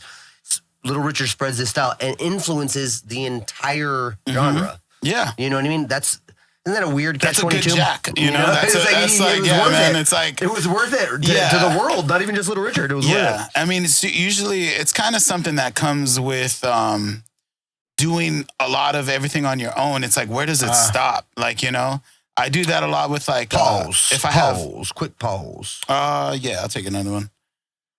A homie that was a punker in the neighborhood, the only punker, like straight gutter punk type motherfucker, like Never took showers, slept in his yeah, car. this dude was fucking just about Gnarly. that life, bro. You go listen to music in his car, it's like fucking good luck on the language they're speaking, bro. You know what I mean? Like, right? Like, oh, who's this band, bro? Because I always ask, like, who's this? And they're just like, oh, it's just a band from fucking Sweden, fucking just talking about fucking just crazy shit. My homie John, dude, and he fucking we used to go. He used to take me to backyard shows in LA, like LA. I'm from like the outer LA. We went in the motherfucker, Yeah, like into go the and heart of it. listen to these bands in the backyard, bro. That was like, bro, like the horn section, like kind of like Dude, a ska thing. we talked about but dude, this. like a ska thing that was like a punk thing. That was like a Mexican No, thing. I'm very that was familiar like a with this. fucking dude, and somehow like everybody knew They're the what most was good going. shows. Like there was a part where they would all stop. Like a group of fucking washing people, They fucking just everything's freeze going crazy, and then like it's because a they know stop. the moment of the song, and then it's like, everything and then pop, it's a pop, go. pop, pop, I and couldn't then- even fucking yeah. believe it. Yeah, Like no, I was just like, my There's a dog. whole different energy. Like, There's a whole different. You'll literally- never find that band, We've like talked- ever on whatever, because we're so young. This is like Napster days. You know what I mean? This is just. This was early, like 2000s. How like, funny is that though? It's like the most memorable moments of shit like that is like when you find bands that are like, oh, the audacity. The audacity Yeah. that they have to put together something like this, Dude. So sick. It kind of fit. Like I haven't heard anything since. It was kind of like a dream. Like, Like that kind of style. that of type music. of style of music. Well, that was just. because I we've couldn't talked even about explain it. this like, on the podcast before about how, like I said, I'm a big fan of like backyard shows mostly, and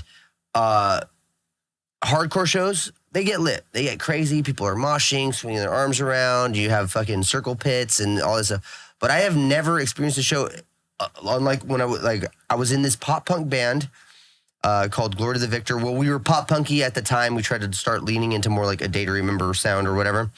But we were pop punky at the time, and we booked a gig with this, kind of like ska, lineup. It was more of a ska lineup. Yeah. And it was more. Look at what he's doing for you, dude. You see this? I hear fingers twiddling, dude, over there, man. I don't know what you guys hear, but I hear some fingers. I was blown away by one, the receptiveness of the audience. they were just so kind to us, and like we weren't exactly the style that fit in with that lineup. Yeah, for but sure. everyone loved what we were doing. Everybody moved to it. Yeah. Ska fans are like, I would say, the best types of live music fans, because all of them are just into it. They're there literally to skank and to fucking skank, you know what I and mean. get down, They're good there to vibes. get down. Yeah, It was the best. Oi. I've never, I've come close to kind of seeing it like where I was, because I was raised in La Puente, so it was like a kind of like in between LA and kind of like Inland Empire, kind of like that borderline. You had access to all of the so both you sides. had like, you know, you could kind of jump it to LA like in a quick little, you know what I mean, go there, and or it's just you kind of receive some of that backyard show shit there. So there was a lot of punk shows going on back then. And then, but I think like around high school, dude, I just like got into, once I kind of acquired all the musicianship, it was kind of back to like, all right, like once you learn singing, you got like the full bag, you know, and you're just like, I gotta fucking, like, what am I, my own band? Like, you know what I'm saying? So I was always playing with bands, and it was always weird, man. Like, it was always a good thing, and like, kind of like, you knew you were kind of gonna be on your own one day, you know, like doing your own thing. So it's crazy.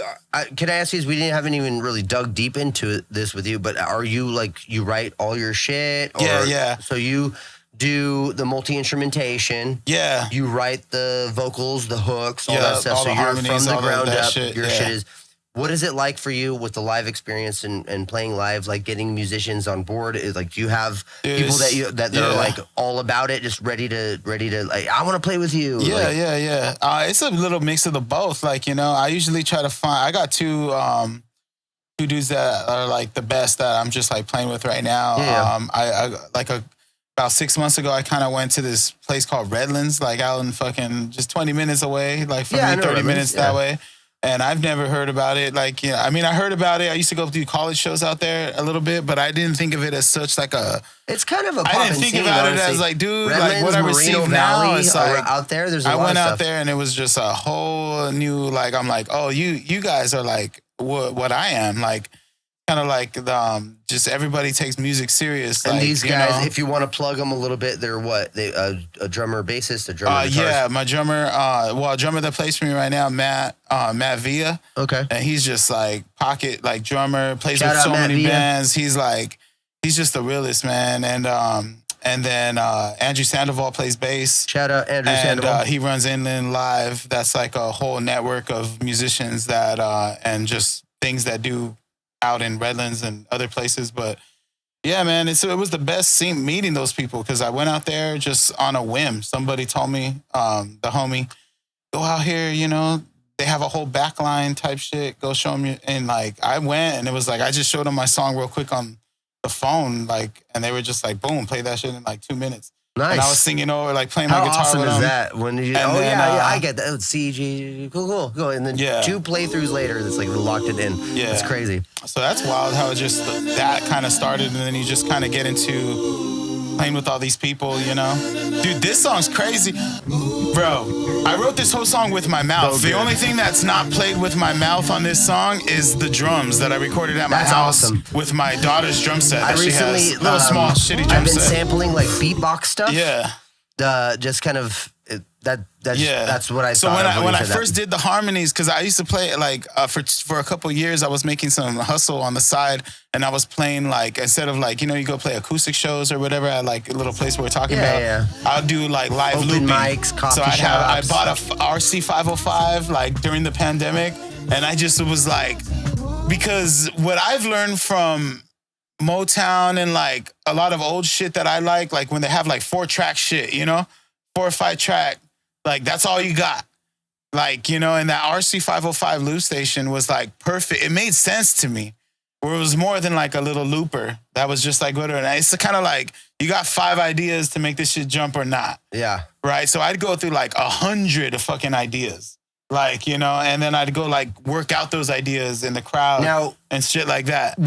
How much of your music was done on that was RC505? Yeah, I'd say like the first kind of like 5 track, like first couple tracks on my releases that I put out, and it was just like, but to me it was really a representation of who I was. Like just like I really like Reggie Watts and like you know, Mark Rebier, where I saw them kind of we're fans. Yeah, Shout out Mark Rebier. Yeah, so I saw him during the pandemic do that shit, and I was like, because what I see from a lot of people that they have like, you could have all the things, right? But you fall at the vocals, like you fall at the words and things. It's just like, and that's what I love to do. Like that was the last, like singing was the last of the Mohicans that I learned as a group of putting it all together. If I could, the last of the musicians. Yeah, the last of the musicians, bro. Take offense to that. But I've come to the idea that where it comes from is like you want to get to that point of like effectiveness because you know the way you write. You know what kind of effective vocal would go on top of that. Yeah. You know what I mean? Yeah, man. Who else better? Who else better? So I think like my thing was like at the time during that whole 2 years of like figuring out who I was, because I kind of been through the whole garage band stage, right? Playing the younger life, doing all that, young teen, and then kind of playing with the band. I played with the band called Insecure Alex for like 8 years, and we like toured. I know that band. Yeah, I've heard of that band. We used to play with like, dude, I played with most of the people I looked up to, like we got to open for. No and like shit. didn't have to pay for, like didn't have to do, we got to like do like the most thing I tell people is like, I got to play for 311, me and my wife's favorite band on her birthday. That was like in the stars type shit. Like former that longest live set record holders, 311. Yeah, and so we got to like do, I give all the credit of like who I am to like that whole 8 years. Kind of like going through the motions of like what you're supposed to do. The pandemic fucked everything up, right? So like for a lot of people, put a halt on. Yeah, but it was just like I think our last show was like a show that we played at the Glass House, and it was like growing up, how many shows I went to the Glass House was like all I have to do is play this place and I'd be cool, right? Like that was like, and then we played there, and I was like, and that was our last show of that band. That was in February 2000.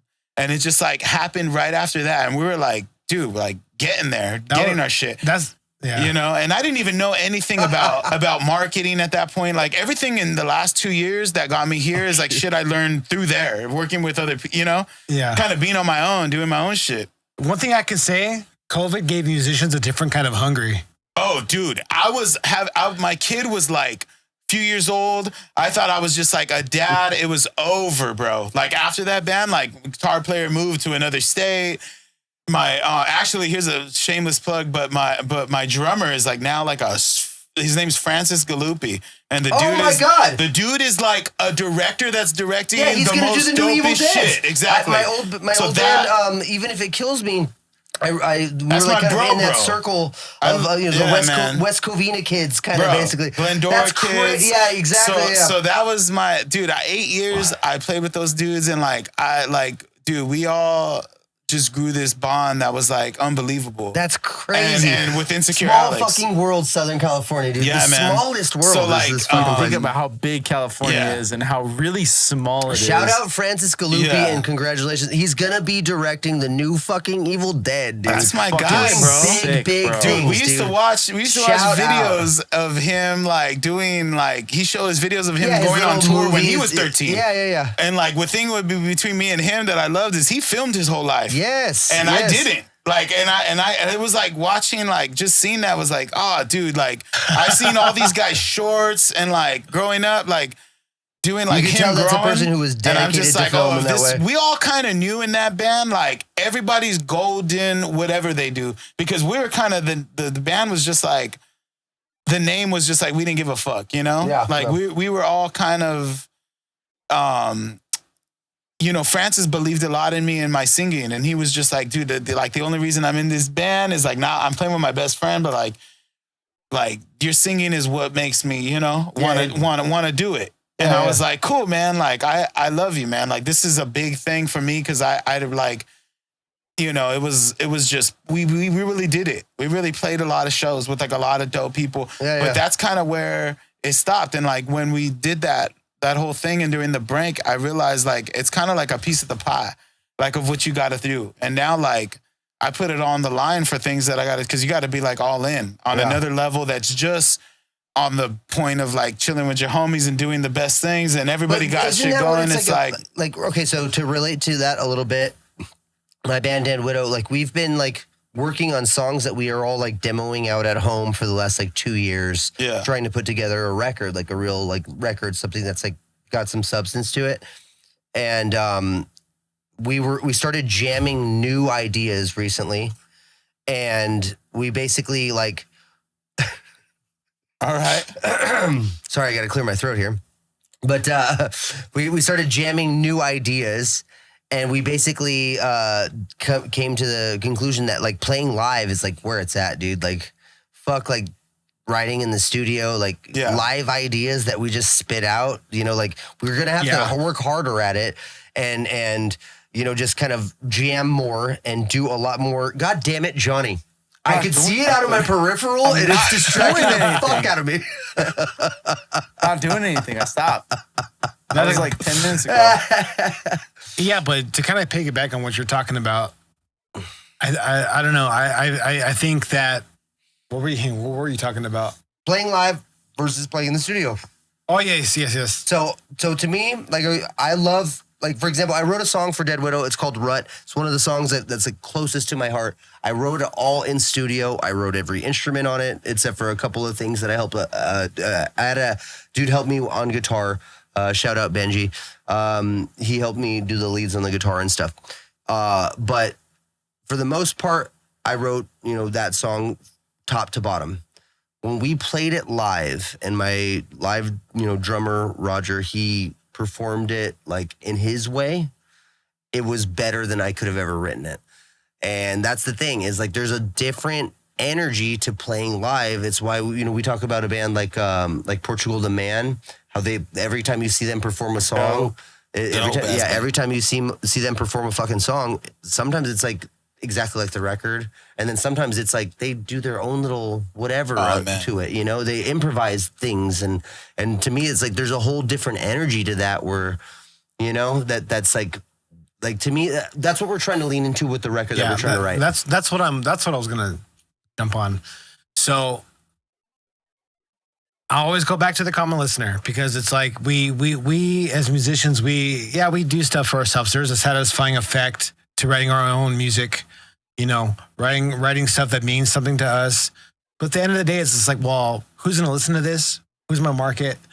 And the thing about it is like, compare, you know, having a record compared to seeing someone live, because you're giving people context. You're giving people a memory of something. You know what I mean? Yeah, like a moment. A moment. Yeah. You know what I mean? And that's where I was talking about last podcast, is like, what's, you know, playing live is like, you can play live, but is it an act? Is it something that you can hang your hat on? Yeah. You know what I mean? And like I said, man, nowadays with how many bands there are and how many artists there are, it's like that ain't even enough. It's not. That's just a piece of the pie. And that's the thing that I'm learning. Like, you know, like I've only been doing my thing with like these originals that I've been putting out for the last 2 years. So like, what I've learned is just like that piece of the pie just gets more of the pieces of the pie, like as you go. And you can't put like less of a percentage on each piece. It's like everything's 100. You better put 100 in your reels. You better put 100 in your music videos. You better put 100 in your mixers, in your masters, and your things, because, you know, you learn as you go. And you notice, and like most thing that's important around me is I try to keep around people that are doing it on a level more than you, right? So it's like you just soak up game instantaneously just by being around someone that is, you know, doing their thing. They do say that, you know, surround yourself with musicians. If you're a musician or whatever, a writer or whatever it is, a filmmaker or whatever, surround yourself with peers that challenge you, that make you want to be better, that make you, and to me, that's one thing that's a must. And that's one thing that like, I'm as an antisocial person for the most part, I could just sit and write punk rock songs in my studio all day long for the next 20 years, bro. Yeah. And I'd be fine with it and just listen back to them to myself and not share them with the world and not even care about that element of it. But at the same time, it's like there's the relationship with that you have with the relating to other people through music. And so when you write something there's this gratification of releasing it, of like, even like as much as I rage against the marketing, like when you market it right and you see it hit, you're like, nice. You know what I mean? There's something to that. You know, it's part of this, the process, you know? Yeah, that's one of the things that happened to a single. Did Johnny fall asleep? Johnny. Huh? What? You up? I'm here. Guys. He was just frozen. He was frozen on Mark for a while. That's all. I just want to make sure, check in. Good. Yeah, it's definitely nice when it all comes together. But yeah, let's play some more of this song, dude. Yeah, let's check it out. Oh yeah, I was gonna say I wrote this whole song with my harmonies first. I did like this shit reminds me of like I kind of got through the rough and I was like, yo, this is some kind of De La Soul area of like, you know, carefree hip hop, like nice De La little Soul vibe De La Soul is with one of a my favorite shit hip-hop and songs like of all time. yeah, man, everything was made like with my like everything. Like I just did that shit vocally, and then I busted the drums over a kit that my mom got my daughter. That was like a little starter kit. And you recorded them live like that? Yeah, my kit was set up, and I kind of had that mic that up, and did it on this kit that was like a little kid's kit. And I was just No like, way. yeah, man, like you just, well, I have an engineer, It sounds you know what I'm great. saying? Yeah. So like you beef whatever you want up, but for the most part, it was an idea, and like we were talking about moments, like it was just an idea and in a moment that came right off the bat. And sometimes you could kind of see a whole song in the first like couple minutes of thinking about it. You're like, cool. All right. That's what like, you know, an expression that's just kind of like a painter that just throws a bunch of shit to me, that's the wall. The fascinating shit I could geek out on forever is, oh, dude, you did a live kit. What'd you mic it with? How'd you angle the mic? Like all that shit, you know? And this video I did with Brian Oliva out in the alley right behind his house. And he was like, yo, I got these orange crates. And I edited this whole video myself. Nice. And I did, and he kind of shot like that B-roll, like, you know, got me set up. And then, and he even hit me up like, damn, you did this shit? You edited this shit? Like, yeah, boy. Like, be trying to deliver that bitch, you know? I'll say this, you know how to color grade. You know how to color grade. Yeah. No, I give props to all my homie Brian, man. He be helping me on the visuals. And that was when I had a bigger little beard right quick. I messed up and kind of cut it low the other day, and I haven't been able to regain it. Yeah, it's coming in sometimes though. I'll be shaving and I'll fuck myself up. I just have to go baby face again. It sucks. Yeah. I'm bad at shaving. Yeah. Then we got a dancer for the video, and just all that, man. It was all good, man. It was. I love it. Yeah. Did you mix it? Yeah. No, my homie Chris mixed it. Crizzy Chris, and he works at we recorded it at a studio called the Chambers Studio in Norwalk. And dope ass studio. Shout out to the Chambers. I'm there for all my like everything that comes out. I mostly record there. The Chambers, and it's just a vibe, bro. Like, you know, it's kind of like they got the best shit, man. They got all this shit on the walls, like Gibsons and fucking like I get to play all their guitars and touch all their keyboards and you know what I mean, and get into the mix with. There's something about that kind of studio where it's like it's welcoming and it's like, all right, cool, I can make music here. Where's this at? This is in Pomona. Pomona is like kind of my stomping grounds. I kind of grew up in La Puente, but I kind of went to Pomona in my high school days. I got into an art school there called the SE. And it was like I was in the first class, and it was art school you had to kind of audition for, write a thing. And so I went on all classes. I went for art, music, like sport and whatever, like all the things. And yeah, man, it was like, I learned everything there. Like mostly in the 2 years that I went there, I learned mostly about like art and the realness of like things that I know and that I put knowledge in and the things that I do. Cause we had some teachers that were just far out, dude. Like we had a teacher named Sundance Singer, and he was like the realest, bro. He's the first guy who sat me down. And I was a freshman, and he sat me down, and I was kind of Wait, put on some serious music. This sounds like Bro, it's gonna be a real thing. It was crazy because I sat down with you can play this over. This is but Sundance Singer told me, he sat me down, he was like, bro, he showed me this guitar player that was ridiculous, like on a CD. And he was like, yo man, like that dude's working my roof right now and living in my house. You know? And he was like, you're the shit. Like you think you're the shit, right? But like you gotta have like, you gotta watch out. Like you gotta be ready for things. Have a plan B, have like other things. So yeah, man, beyond music, I do music. I own my own catering company. I do like other things that are outside of music. Plug it now, yeah, man. I want to hear it. Yeah, so I'm a big foodie. Yeah, it's called Marky's Munchies Catering. Okay, And, what do you doing? we specialize in like street tacos for like, with the nice ambiance. Like we do weddings. Second and stuff week like in a that. row that tacos came up. Yeah, man. So so my mind is beyond like it's okay. Like I put what people think is that when you put different bags in your lane, like that you have to put less of 100% like in those bags. It's like, nah, man. Like we hitting like that bag pays for that bag. Can I interject for a second there really quick? Because that's actually, it strikes a huge chord with me because I'm like a person, I don't professionally paint or anything or professionally draw, but I love like comic books and all that stuff. So I draw and I paint on the side. It's like a thing that I like to do as like a hobby, right? Yeah. I also obviously make music. I have a work. He's fucking with me every time I talk. Dude, I hear the fingers twiddling, dog. He's mad that we can't play the song. I'm keep talking. Play the song over the rap. We could hear the song. The song's cool. But it's a vibe. I love this track. To speak to your point, he's gonna play it super loud. That's fine. Play it. Go ahead. It's a good song, dude. That's all I'm saying. I don't know why, like, dude, this song, when you kind of like see your numbers, like you do, I did it so much better with, you know what it is, man? Someone told me, they were like, when you make a song that's just for you, like you kind of got to put like, this is for other people. Yeah. You know, like I'm trying to make someone else vibe to this on the freeway. Because we all have like our recipes of how we put together songs or whatever. Yeah. But when you just write a song that's just like, fuck, this was my song.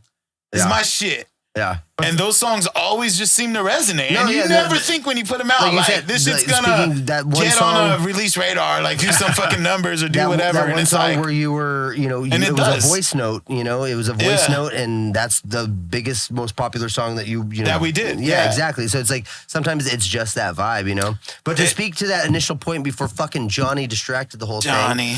I did nothing. And now, honestly, I don't even think I'm going to be able to remember it. We might have to just move on.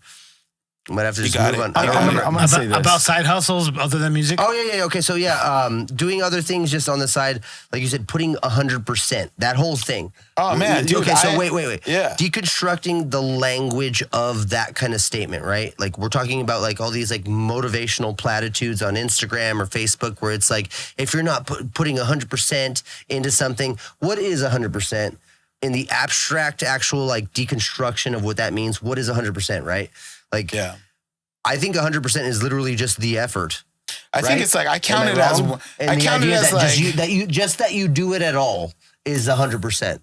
That's 100%. There's effort. always a point when you do something. It's just a matter of time management beyond that. Yeah. You know? There's an annoyance when you get to a point that's like, oh, I got to fill this out. You know what I mean?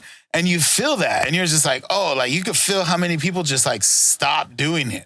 Yeah. Like at that point. Shit, I mean, I think when you hurdle past a couple of those points, it feels like, okay, like this is where. Yeah, even in this room, there's older musicians that like at some point or another, we had to prioritize other things or whatever. And it's like, all right, so I got to stop focusing on music or my creativity or whatever, one of those things. And to me, it's like, that's where it all becomes very nebulous and gray, where it's like, so yeah, what is 100% effort into doing something when you're still just, at least you have the passion for it, you have the drive to do it. Not even the drive. Drive's not the word I'm looking for, but just like the want to do it. Like in the back of your head, if you're not doing it, if like let's say you're focusing on your work or whatever, you're trying to, you're getting married, and so you're distracted because you're planning a wedding or something, whatever it is, and you have to be distracted from it at the moment. It's still in the back of your head. Having that is the part that I think is important. Having that that itch, that want to do it. Yeah, I knew that. Like when I met my lady, like I told her like off the bat, like this is what I want to do forever. This is what I'm gonna just.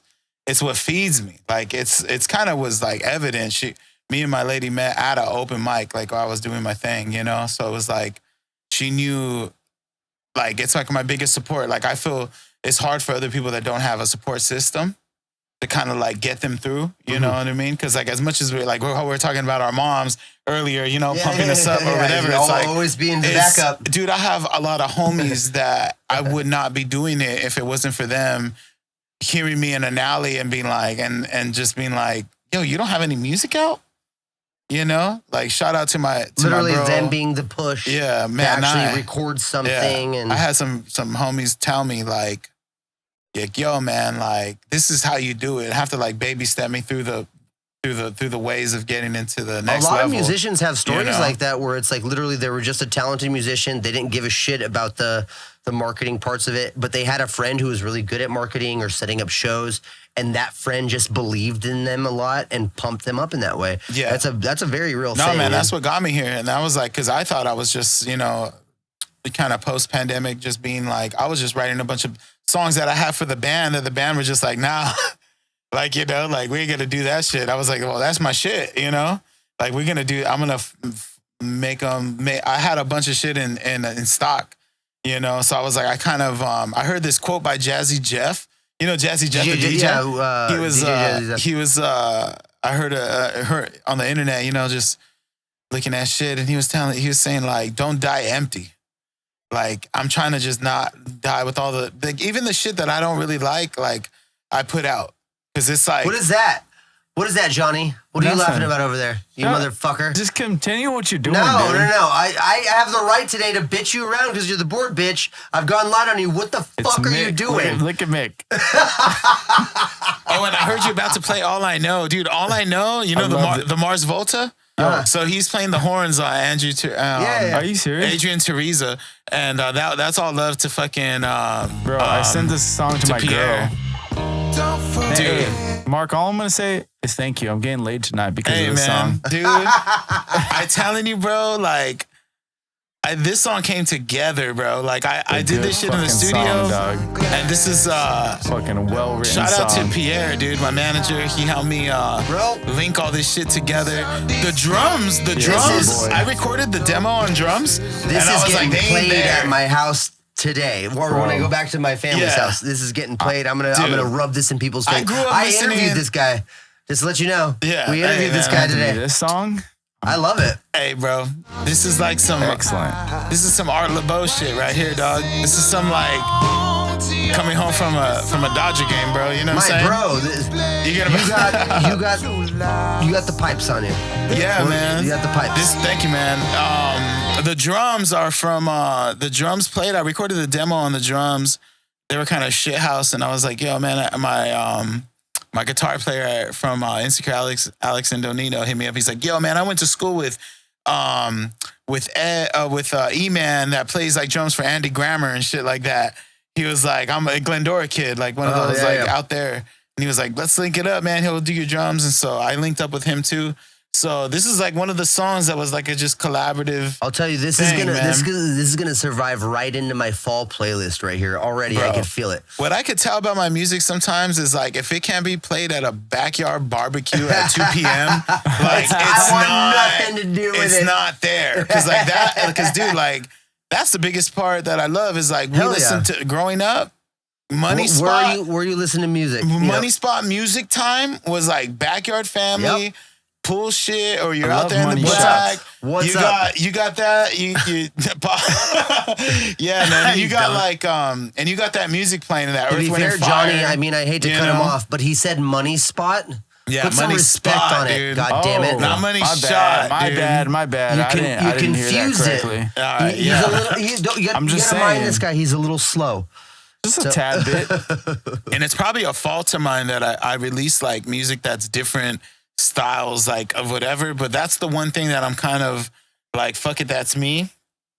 Because there's not it kind of what separates me like from things. Like it's kind of what people hit me up and they'll tell me like why they listen to my shit or why I feel like I listen to my shit is because I get to do like exactly what I want to do for the moment. And it's not really like it's like a painter painting a picture. Yeah, and it's not really like a thing where it's like, dude, this has to fall in line with my whatever like this. We It's just get into this a lot about how like the art behind making music, where you're making it right now, literally just kind of not only for yourself, but for other people to vibe to. Yeah. But you're doing it on your terms with your own restrictions, as opposed to, let's say there was a bunch of people putting some money behind you as a project, producers and record labels. Yeah. You'd have to filter your creativity through what they say is Yeah, because palatable. what I mostly deal with, like, because I'll submit my shit everywhere.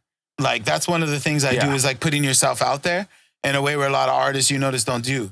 And you're just like, yo, man, like you have to fucking hit up these That's people part of that the are hustle. like, you believe in yourself. Yeah. And you believe in your stuff. But it's like it's a big thing, man. Like, like I think having a song that just being, as an artist, just being truthful to who you are, front base, like front start.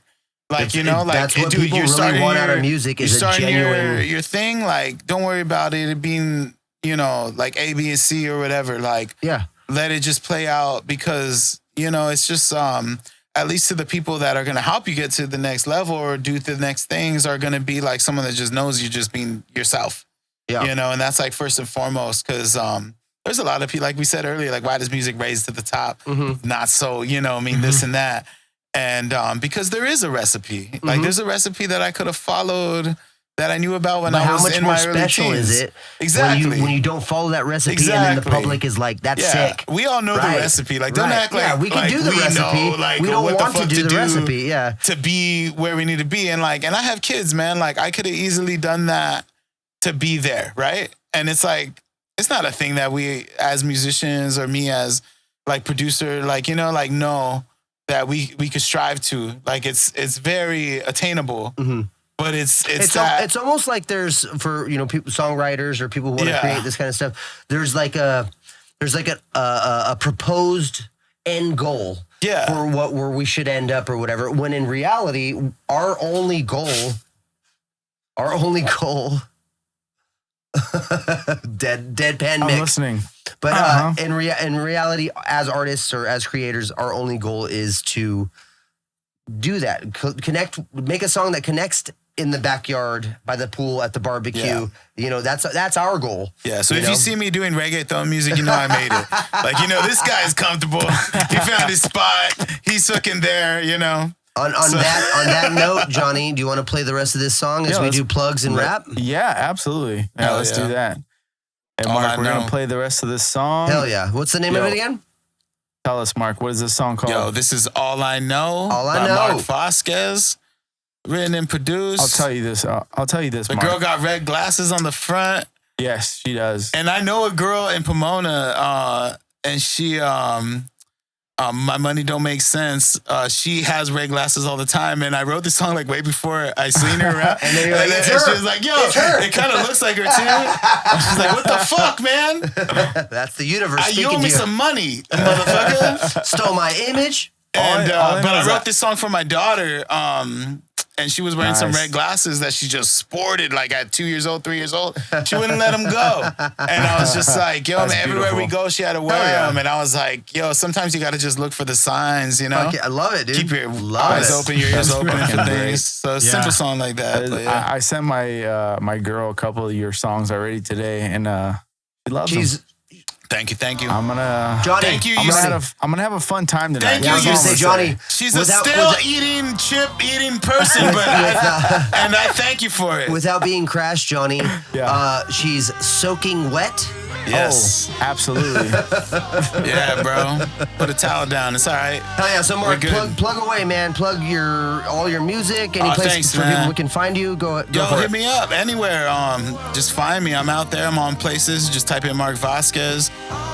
Click up on my YouTube channel. Click up on my Spotify, Instagram, and all that. Mark Vasquez Official.